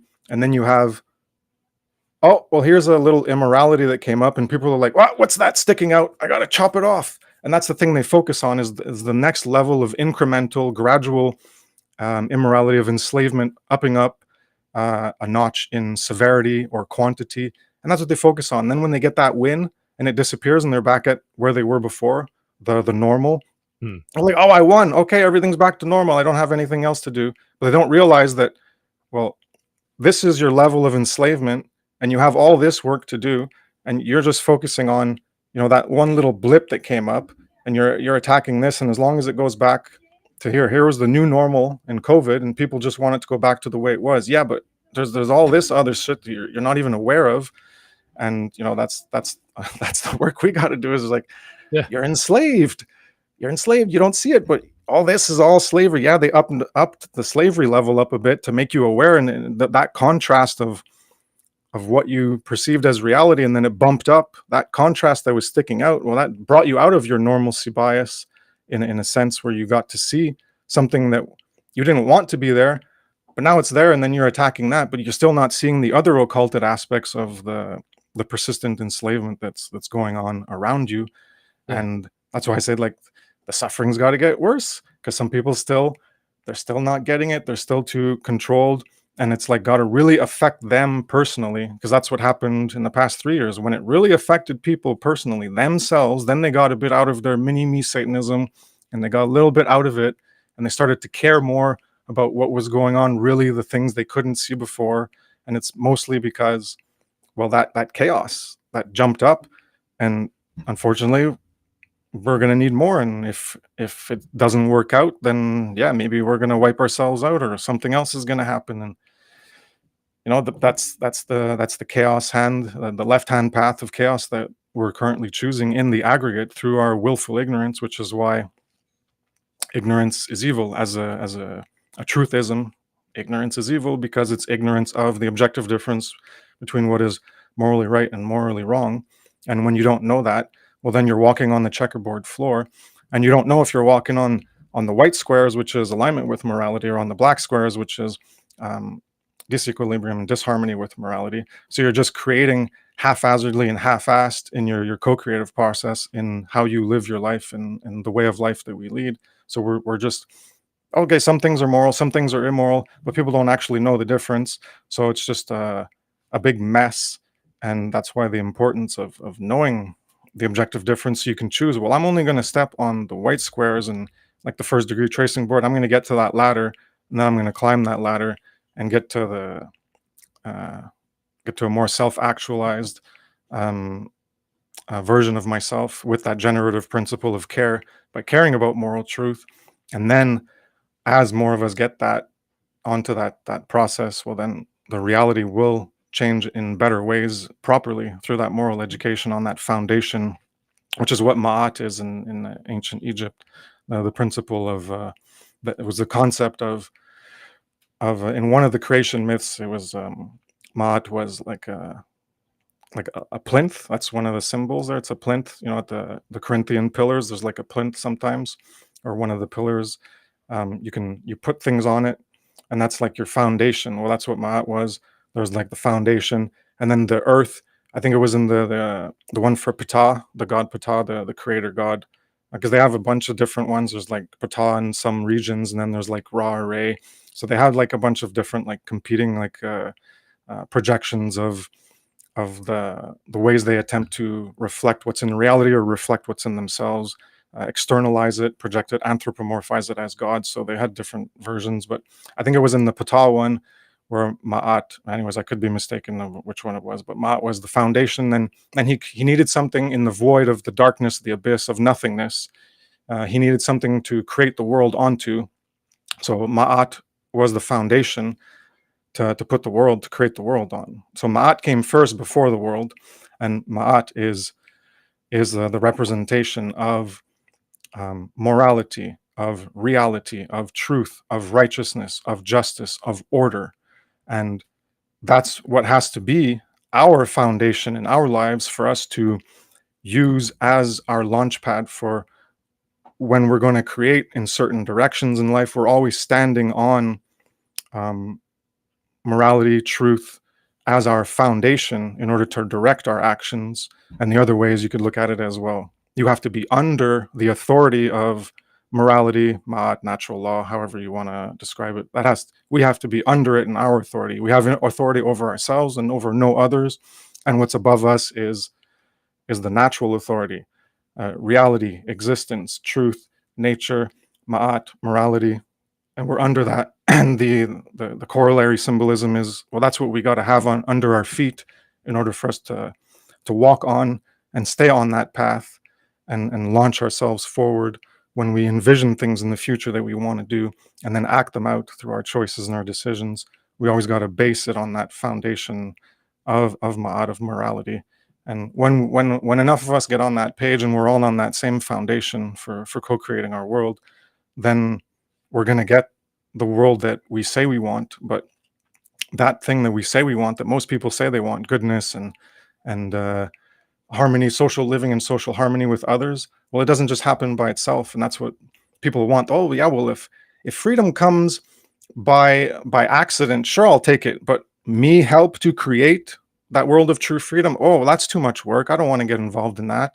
I don't care enough about that. Well, if it's freedom, true freedom that's just gonna happen, well then, yeah, I'll accept that. But are you willing to do the requirements, fulfill the requirements to actually make that a reality? And for most people, it's no, because it takes a lot of work on yourself. And then afterwards, doing what's termed as the great work, which is influencing others to change. And that's the only way you're going to get other consciousness to be on the same moral level, is by getting them to understand the same thing. And that it takes a lot of work. And you do have to sacrifice, as Passio has mentioned many times, that you have to sacrifice a lot of things in your personal life. And I did it for one part. That's why I put out a lot of content in the first 3 years, in 2014, 15, and 16. Those were my major big years, because I was alone. I wasn't working. I'd saved up a little bit of money and I was living like poorly or whatever, but I was so focused on caring for truth and doing the work. And then eventually I decided, okay, well, I'm gonna die if I don't do work or whatever. So Right, go because try to build a career, and I built a family, and now I'm back to it. I got the basis of the things I want to continue. My hope is my son to be, I'm gonna have a second son in July, and maybe I'll have a 1-on-2 chance of one of them continuing the great work. I have more of a chance of getting them to do the great work than maybe trying to get some random person to do it. So I view it as a multi-generational effort of trying to get this foundation of morality established in society and as many people as possible. And this great work is such a daunting task for so many, that if you can get children to understand the importance of truth at such a young age and then carry it out through their lives, then maybe you have a greater chance at succeeding in turning them into a voice of truth to combat the voice of falsity out there, and eventually having more people putting out the voice, creating content, explaining things, getting more people to understand. So for me, it's like a multi-generational great Yeah. work endeavor that I'm getting into. Yeah, because the goal is to not have anyone else to wake up, but to have everybody else just have never have been asleep. You know, like that's Yeah, that that. would be good if we. Yeah, I don't see it in my lifetime, but yeah, miracles can happen, eh? yeah. I mean, that's why that's why it is important to have moral education at a young age. I just had a discussion with my son today about property rights. He's 6. He like I'm a Star Wars fan, so I'll share. I built I built a X-wing. Luke Skywalker's X-wing and everything a while back, and I I have don't it see the here. detail. Is that a Lego or is that like a model? Oh shit! I don't. It's a Lego. Okay, cool. Yeah, Legos are good. I was a big fan of Legos in my youth, and I bought like a bunch from like Salvation Army yeah, for my son, but he's a bit too young. He like loses things. So I'm like, okay, we're gonna put them away for now, and I'll bring them out another time, and we'll yeah. play with them Yeah. when you're older. My little son, he took this today Crash. and crashed it, and he knew beforehand. He felt really bad about it, and we had to talk about well, it might seem silly, but this thing is my property, and you didn't have permission to touch it. And my body, just like your body, my body, uh, your body is your property. If someone comes up to you and starts touching your body, you say no. Are they supposed to stop? Do they need permission to touch your property? And he's understanding it. He's like, yeah. I go, well, I mean, I know but this is how property rights work, bud. You need permission. You need consent. You need to have voluntary consensual relationships with people. I mean, I'm using different words, but I know 6, what you mean. Yeah. so it's just like this is it's one thing to do a podcast or to do presentations, which are phenomenal. I don't want to discourage anybody from doing it, but it's a completely different thing to actually like be forced into and by your own means forced, because that's what being a father is. I mean, you see this. Assume the Yeah, responsibility. Yeah. you assume exactly. You assume the responsibility because, it's the right thing to do. And that is a healthy form of force where you see like that it's the right thing to do, and it's like it's a powerful thing like pushing you along. That's what I mean by force, not like somebody just like stuffing you into a box or something like that kind of force. That's not what I mean. I mean it's like a wind in your sails type of force. And that's like that's some real heavy duty great work, of bringing cr- being a participant in the creation of life and a new generation of these things called human beings. Like that is a serious responsibility, and knowing what we know, it's not even it doesn't make it easier. And like but that's like that is where some of the great like that is where some of the most immense amount of responsibility in terms of like moral education and taking care of the species is if you're going to be starting to create more of these creatures called humans, and like if you're participating in that action, you better have your shit together. Not enough people respect that. There's not enough actual adults having children. There's too many babies having babies, and like that's a big problem. But I'm okay. I'm here to help people learn, But I mean,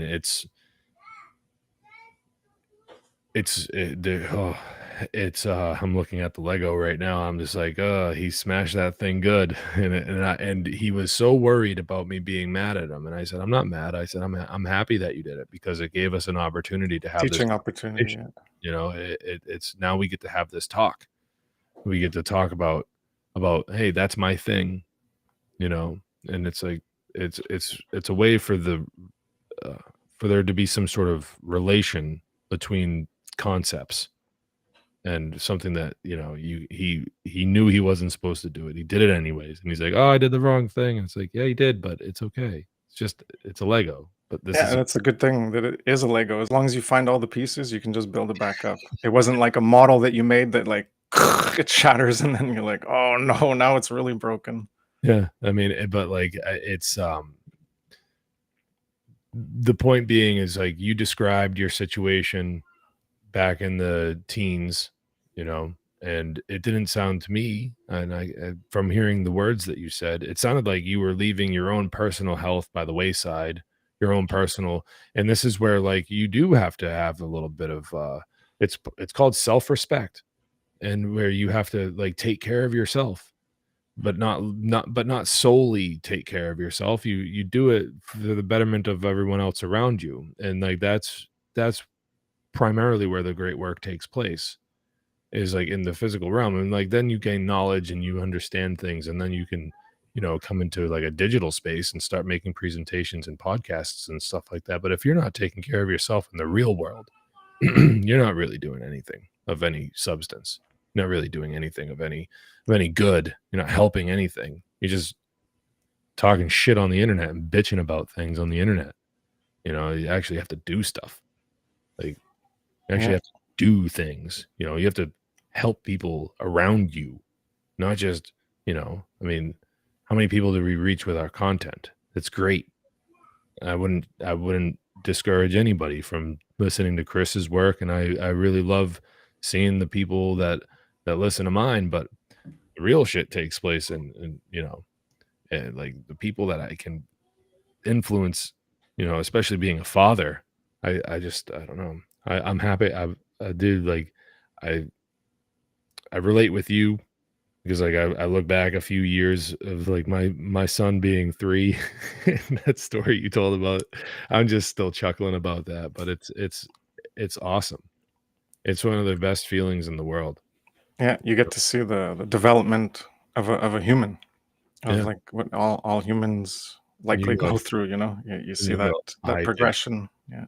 and you look down at that little guy and you're like, I did that. And it's like for me, Or you could have been worse. You're like, I could have been worse than that. You don't remember, but yeah, I mean, for me personally, that's when my son was born and I saw my wife give birth to my son.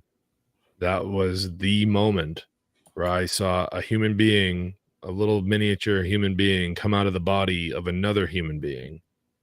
And I was like, "Oh my God, miracles can happen. Creation is real. Like God is real.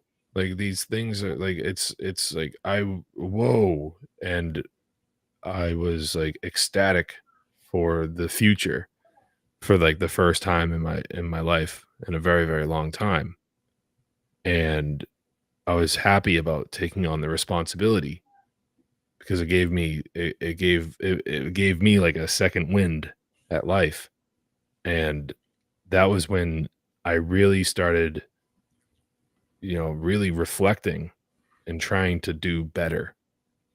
And it's like this is the reason why it's so important to think of the future and not to think of yourself and to be so selfish, this satanic mindset that I was in previous to 2016, that many other people are in even to this day. See, it's not just about us. Sure, we're existing right now in this moment, and we existed in all the moments before. But there's also this little thing called the future that I like to refer to. And we're going to exist then, hopefully. And at least, I exist now. I'm going to exist tomorrow. What am I doing now? Present moment awareness. What am I doing now that's going to affect the future? This is a big part of morality, where you understand cause and effect and you have a little bit of foresight and you apply that and you go, hey, these actions, they could cause harm. Do I really want to take these actions? And if I do cause harm, am I prepared to take on that karmic debt? Am I prepared to deal with the consequences of my actions? And these are conversations you should have with yourself, and to really like reflect upon your own bullshit, and to realize that like, just your existence in this plane alone, you have an inescapable responsibility to self-audit and to monitor your own actions, to use your free will wisely, because whether you like it or not, your actions are going to affect other people who exist here too. And you don't have the right to do harm. You don't have the right to go out and willfully do violations upon other people. You just don't. You never will. You never have. It doesn't work that way. And this is, in my opinion, one of the leading causes to the pain and the suffering that goes on every day, everywhere you look. People's they're not willing to consider the future. They only care about today. And with that, I don't know. I guess my rant is over. Yeah, that's the I guess the negative side of it's important to have present moment awareness. Like you have to be aware of where you are, the conditions you're in, the circumstances, and you have to be present. You can't just be obsessing over the past or worried about the future. But as I've also put, this was an important part in some of my last work in 2016 or 2015 was the importance of the future, because that's where our vision is we're looking towards what we're going to do next, when we're walking somewhere, we're going on a journey. Well, it's all about that destination of what we're trying to create, and that's all about future. It's something that isn't here right now, otherwise it would already be here and we wouldn't be trying to create it, because it would already be here. It's not a destination we're going to if we're already there.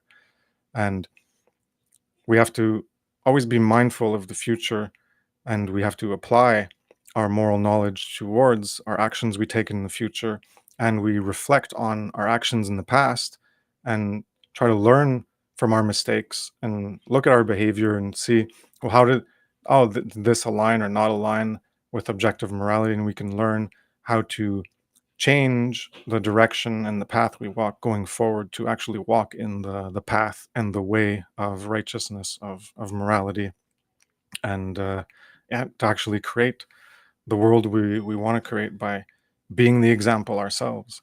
And you mentioned it's not just about doing the great work. That is probably the most important in terms of freedom for all, for true freedom.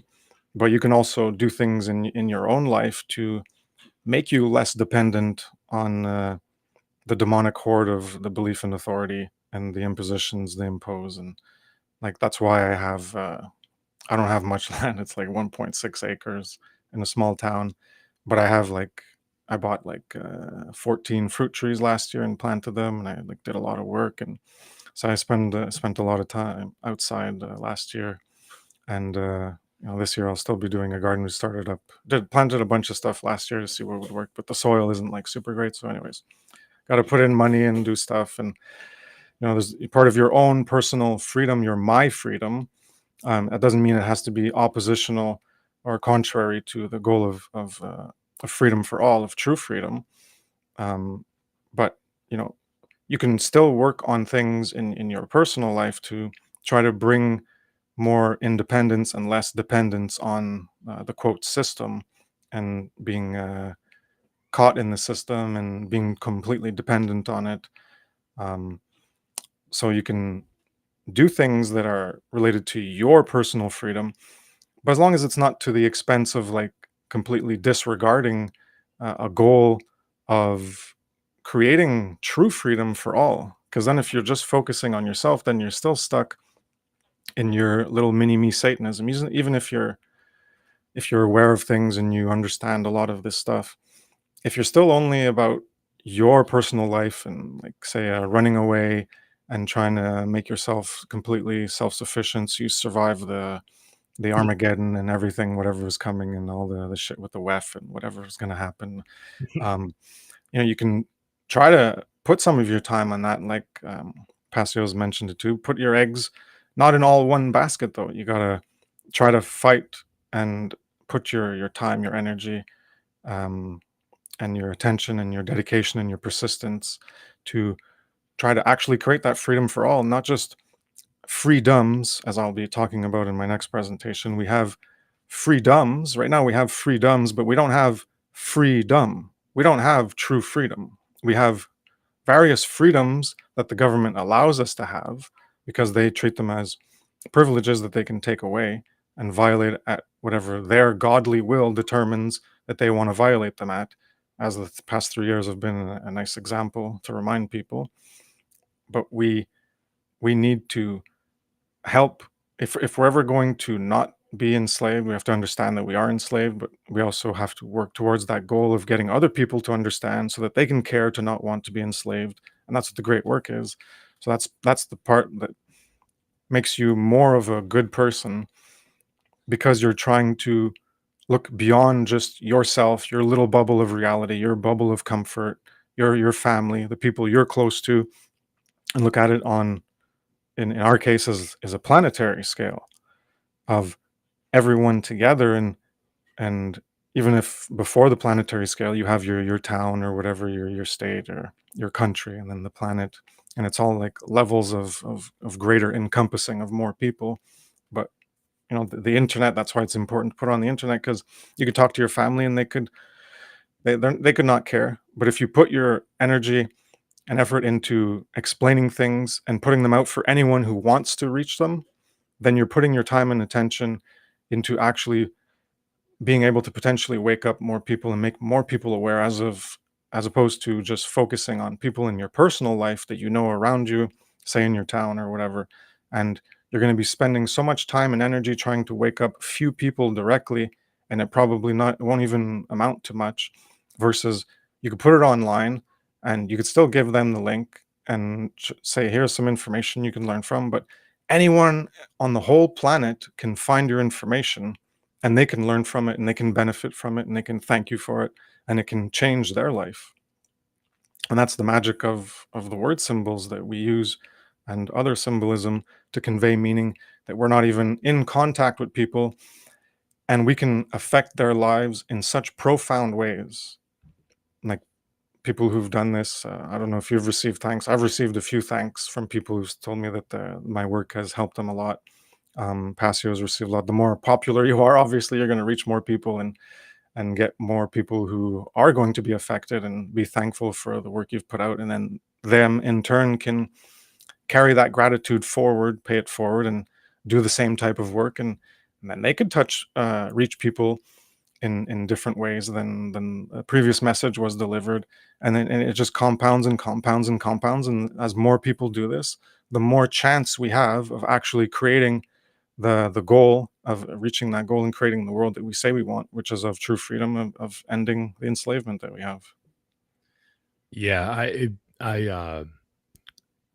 I want to encourage anyone that understands this information. I want to encourage, not anyone, I want to encourage everyone who understands this information to start making a podcast, start writing a blog, get a website. That's why I try my best to pay it forward and get people aware of Mark's course, because it truly is, it is a very well done course, and it can really help people gain the confidence that they need if they don't think that they can do it, to get their butts in gear, to get out there and do it, and to put the information that they've the knowledge that they've gained into the digital space, because this is how information is exchanged, and this is the modern day way of exchanging information to the greatest amount of people possible. However, I mean, there does come a point where you have to really do some self-reflection and understand, and whether or not you're at a point in your life where you should be doing it in the digital space. Like, you can't, all I'm going to say is that recently I've had run-ins with people recently who seem to think that the only thing that mattered was making content. that's not correct. And these people thought that they were doing the great work. They were also incorrect. That you see what I'm getting at, Chris? Is like this is a that's a little bit of an ego trip problem. And I'm not getting likes. It's like, who cares? Yeah, it doesn't matter. Uh, Just put it out there if you I've have the knowledge. And Yeah, I've received emails, people thanking me, and oh my God, does my heart just swell with just like, oh, I reached somebody. yeah, it feels good. Like you It's helped someone Yeah, actually like improve themselves and they yeah, bettered their lives. It's wow. Like yeah. wow, you know. And it's like it's like if it's only the one person, Then then it's that one person, that yeah, even that one is one person, and yeah, that's an amazing thing that anyone can do. Even yeah, if it's just one, it's amazing to even be yep. able to do that for one person just by you speaking or trying to get that understanding out there, and it helps one person. That's amazing in itself. Yeah, and you know what? I might have only reached one person, but maybe that one person's the person who knows how to reach a million people, and it's like awesome. And I don't need the credit. I'm not looking for it. But I know within myself that that I helped somebody, because that's what I needed, and it came to me when I needed it. My buddy Sean, he didn't give up on me. Sean McCann. Yep. He didn't give up on me. I've known him for 20 years. Wow, that's And a long time. yeah, and he didn't give up on me. And he kept going, "Hey man, look at this. Hey man, check this out. Hey man, look at this." And I thought, "Oh, I'm busy. I'm doing whatever." And I was just like really angry, really depressed, all these really just terrible emotions all at once. And he was there for me, and he was like, "Hey, check this out." And I did. And yeah, I mean it changed my life. Oh, Absolutely. Did yeah, you get that inner awakening of like care for truth that gave you greater meaning and purpose and made you more alive? Because that's the way I've described it. Is it yeah. actually made me alive? To feel more alive than you've ever felt was when you have that awakening of the flame, that thing that's just a spark in all of us, the core of our being, that that finally gets ignited to some degree, and you're like, and you come alive. I don't know if you've had the same experience. It made me feel like, it made me feel like there was a healthy outlet for my anger, and that I could actually do something, and that I wasn't a piece of shit, and that not all and on top of all that, personal feelings aside, that not all hope was lost, and that there was something worth fighting for, a future worth fighting for, and it set my, it set my mind at ease, and it was what I needed at the time. And it's been a hell of a I've been really just like, through Passio's work and Richard Grove's work, and even Sean's work, and a few others, and I'm not joking, but I've like really been listening to these people's works, and when it comes to like the moral behavior aspects of it, and the teachings of like natural law, as somebody like Passio would put it forward, and everything. It's like I have been hearing about these things my entire life. um I've been exposed to these things literally my entire life, and I was taught the golden rule at a very early age. And it's just like, for me personally, it just seems that the the problems that I lived through, and again, I know this isn't a therapy session or anything like that, but it's more just an opportunity to kind of like give people somebody to kind of relate with. And um it's really just about the the kind of things like the metaphysical things that I was taught, bringing that knowledge into the physical world, the things they didn't jive. They didn't go together very well. And I said, wait a minute, I've been taught all of these things about the golden rule. Don't do, like, I remember being like 4 years old, and my mother would tell me, how would you like it if someone did that to you? That's the golden rule. That's what that is. And then it's just like, okay, I wouldn't like it if someone did that to me, so I'm not going to do that to other people. And then you grow up and there's just this thing called government, and they just, steal everything from you. And it's like, wait a minute, But they're good. but It's I the good can't kind of stealing. I came to a conclusion at a very early age, and it sparked outrage within me. And then after that outrage came, what am I going to be able to do about it? Nothing, because that is outward forces speaking to you. That's how the cult, that's how the gang, that's how Take they your power from you. Yeah. like other people feel disempowered, so they don't want to be alone, and they just, they're sadist, and they just want other people to suffer with them. So they go, oh, you can't do anything about it because for some reason they're projecting that they couldn't do anything about it onto you. So and then it's just like, okay, from a very early age, outrage, then not feeling empowered, like I can't do anything about it, more outrage, then more craziness, and then, doing crummy things in my teens, and then just like going down that path. But I mean, where I'm going with this is that, like,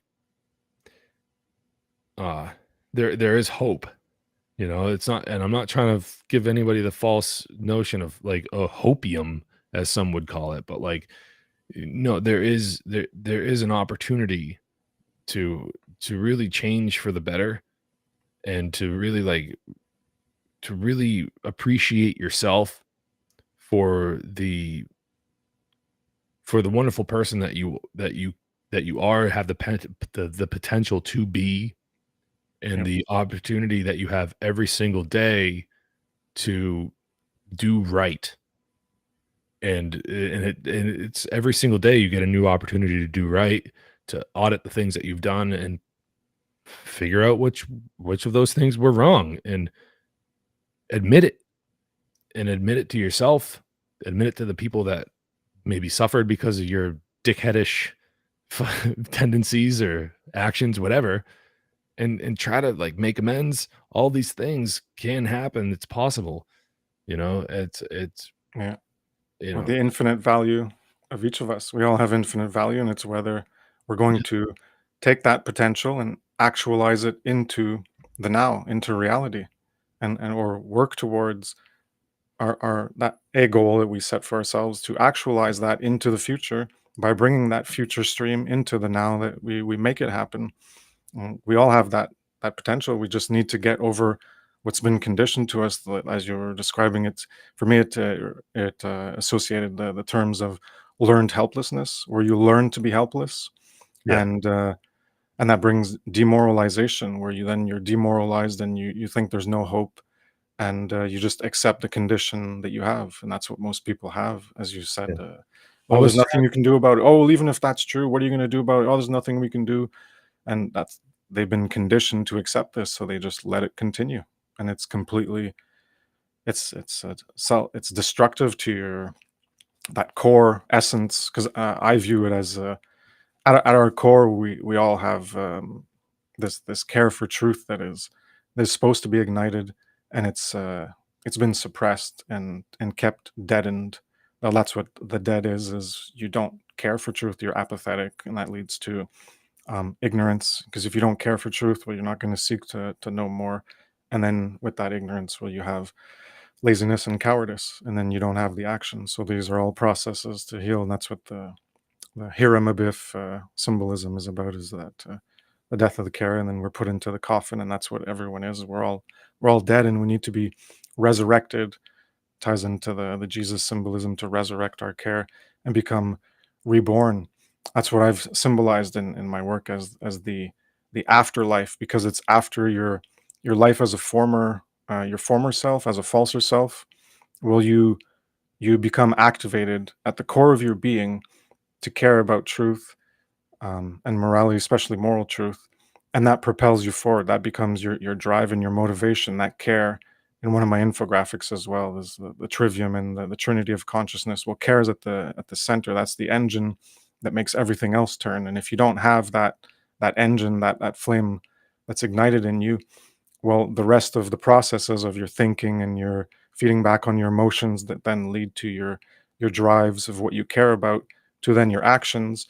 Well, if you don't have that care of truth at the foundation that's driving you, well, then you're going to care about other things. Oh, I care to go to the football game. I care to go to hockey. I care to watch this. I care this, all these other millions and millions of other things that we can care about that give us some pleasure trap stimulus in our psychological and physiological constructs to feel a certain way, that it's a dopamine hit, and we rally for our teams. And there's so much psychology and attachment and stuff that keeps us in our falser selves, as opposed to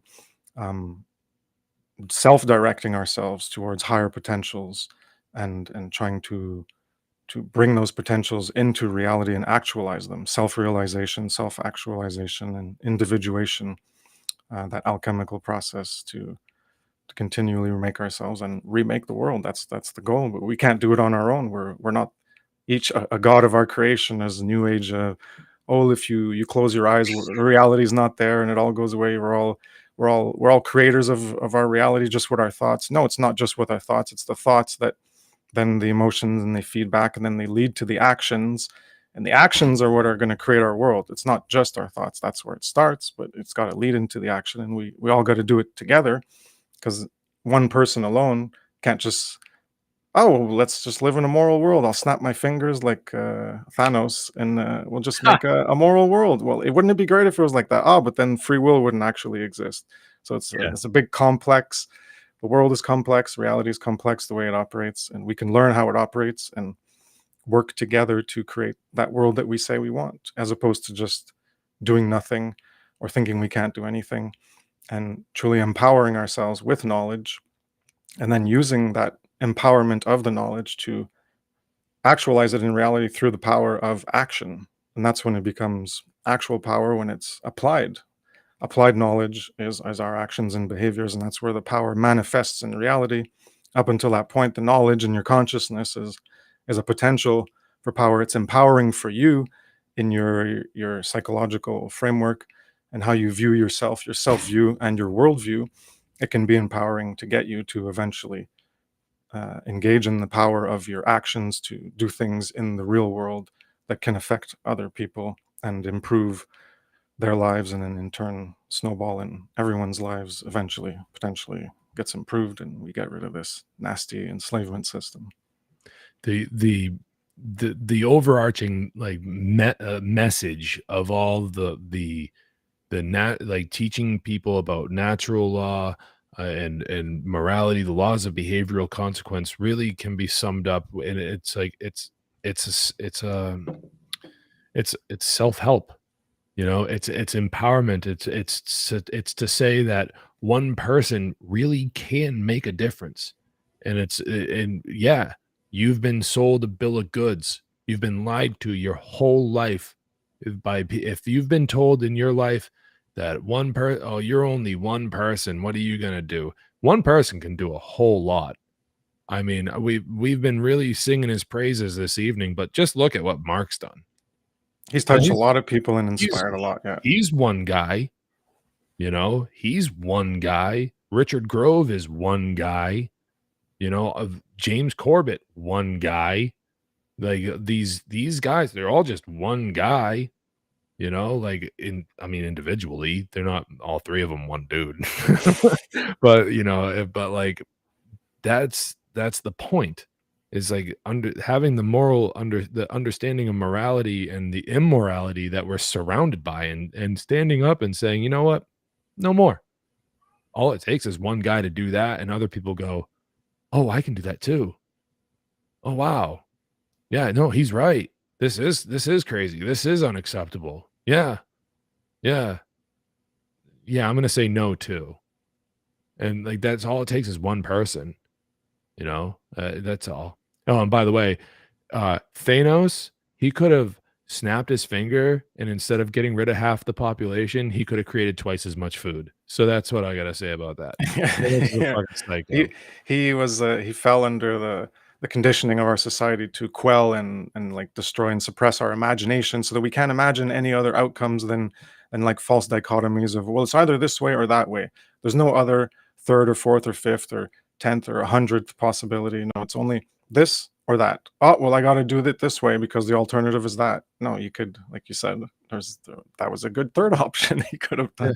And, I mean, honestly, like, that movie was just a big propaganda for depopulation anyways, Too many people. There's too many people, you Yeah, know? to make you root for the evil guy. Oh, Yeah, well, that's he's actually doing something good for yeah. humanity. Maybe that Thanos purple guy's got, maybe He's he's got a got good idea. Let's yeah, follow him. yeah, he's got a point. Meh, Disney. Meh. You know what I mean? So it yeah, I don't know. It's been 2.25 hours. What do Yeah, you say? This was all a good. this was a great one, Yeah, you know? I really appreciate your time and attention this evening, Chris. I know you thanks like for to having me. you like to give that send off at the end of some of your presentations. You acknowledge people's time and attention. Yeah, I always appreciate hearing that come from you because it's something I've taken a liking to say to my audience as well. I like to thank them for their time and attention. I like to thank you for your time and attention. And so other than what you've already told us, what do you have what do you have planned in the future? You got anything big ideas, big aspirations for the future to look forward to? um, Something that keeps you going other than just, the phenomenal presentations that you put together, and you're very well your website is awesome too. I really like the stuff that you do. What else? You know? thanks a lot. Um, trying to, I don't know.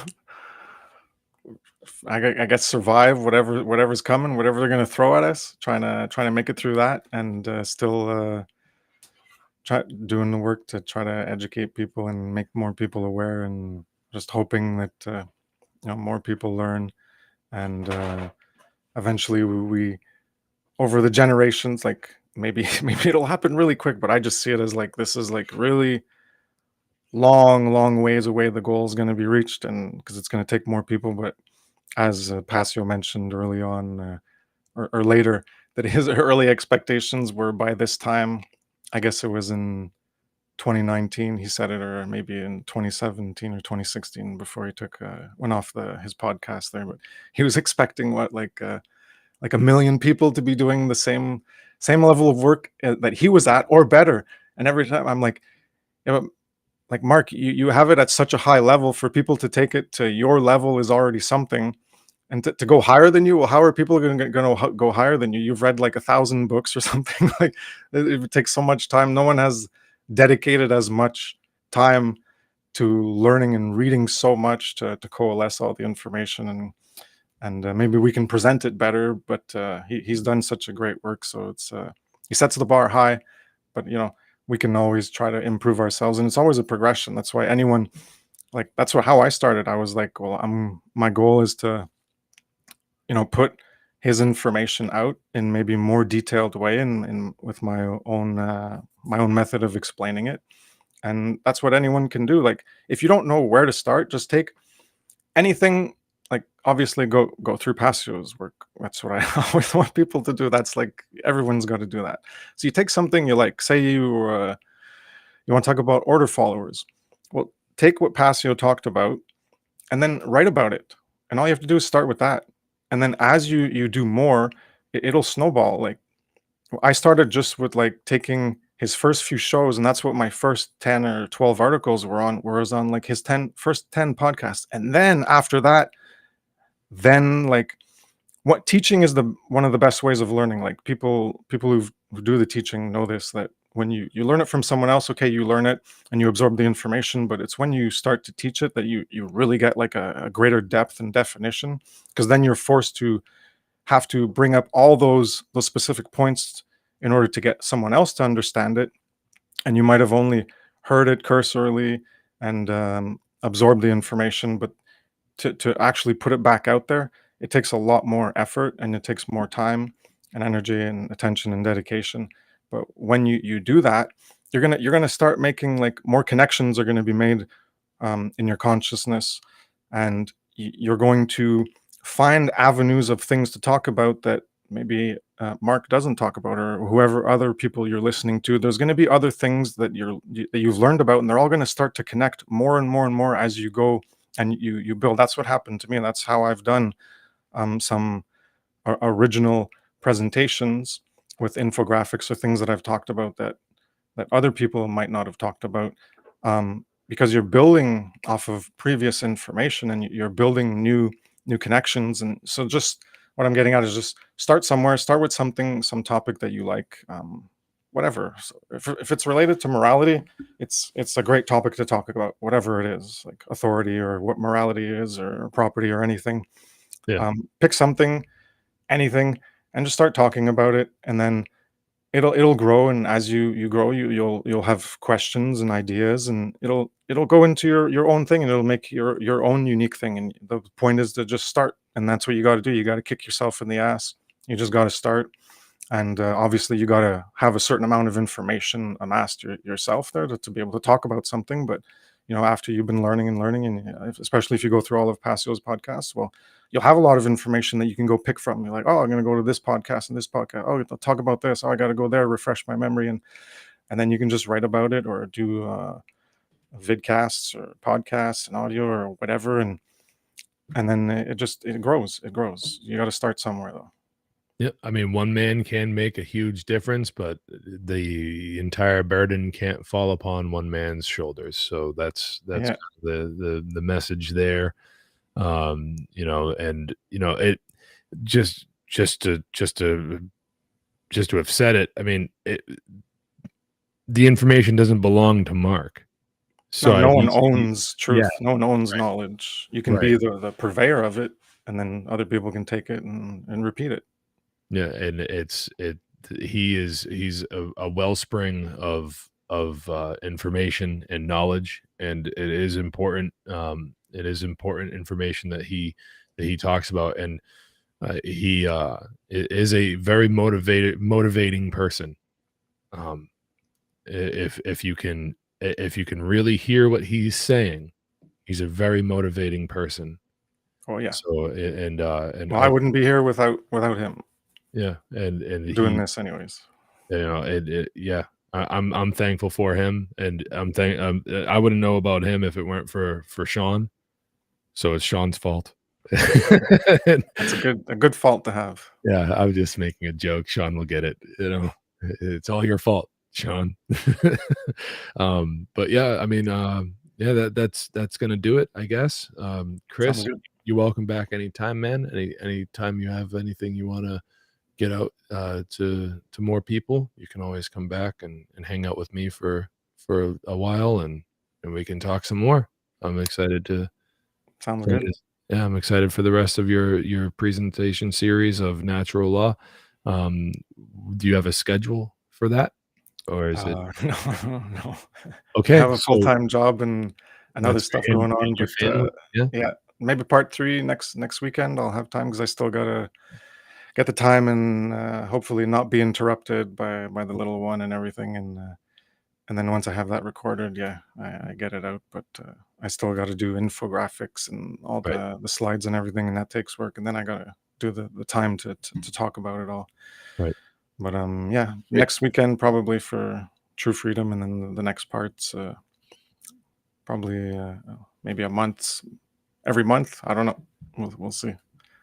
Well, I then everyone should go over to evolveconsciousness.org and search your YouTube and your Odyssey for Evolve Consciousness or Kris Nelson, and subscribe to his channel, like his channel, and get notified for when he posts new stuff, because this is very important information that you're not gonna want to miss. And don't be like me. Don't let a gentleman like Kris Nelson's work go by you for almost half a decade and not be aware of it.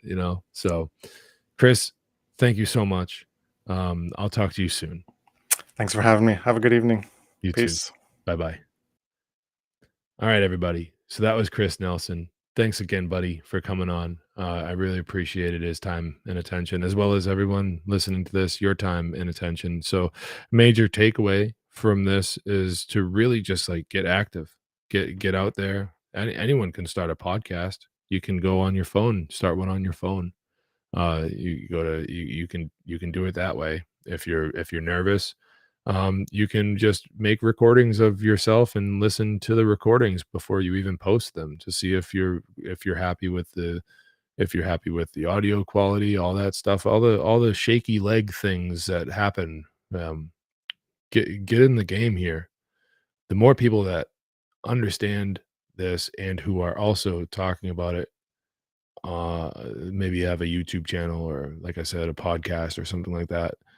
It really is important that we get a lot of people that understand this information to talk about it, because this is the stuff that's going to make a difference. This is the stuff that has in the past made a difference, and it can make a difference again. We can take it to its fullest conclusion, and we can take it to the fullest extreme of of of understanding morality, natural law, rights, and saying no to those who would seek to oppress us from fulfilling our obligation here, just having been created, which is to realize our potential to self-actualize and to do so without causing harm to anybody, and to live a full life in freedom, not just have freedoms, but to live in freedom.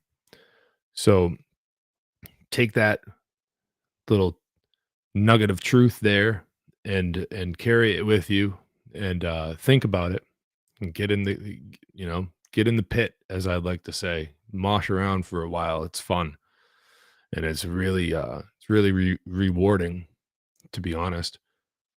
So I appreciate everyone for tuning in tonight, and as I like to say, at the end of my streams, typically, the right thing isn't always easy, but it's always the right thing. And that's what we've got to concentrate on. So do the right thing, no matter the cost, uh, the best you can. And don't do it because you expect an award. Do it just simply because it's the right thing to do. Uh, a great man named Hyacinth Voisin once said, "Blessed are those who plant seeds for trees under whose shade they will not sit." And I've grown very fondly of of that phrase, of that quote. And I'll leave you with that, my friends out there.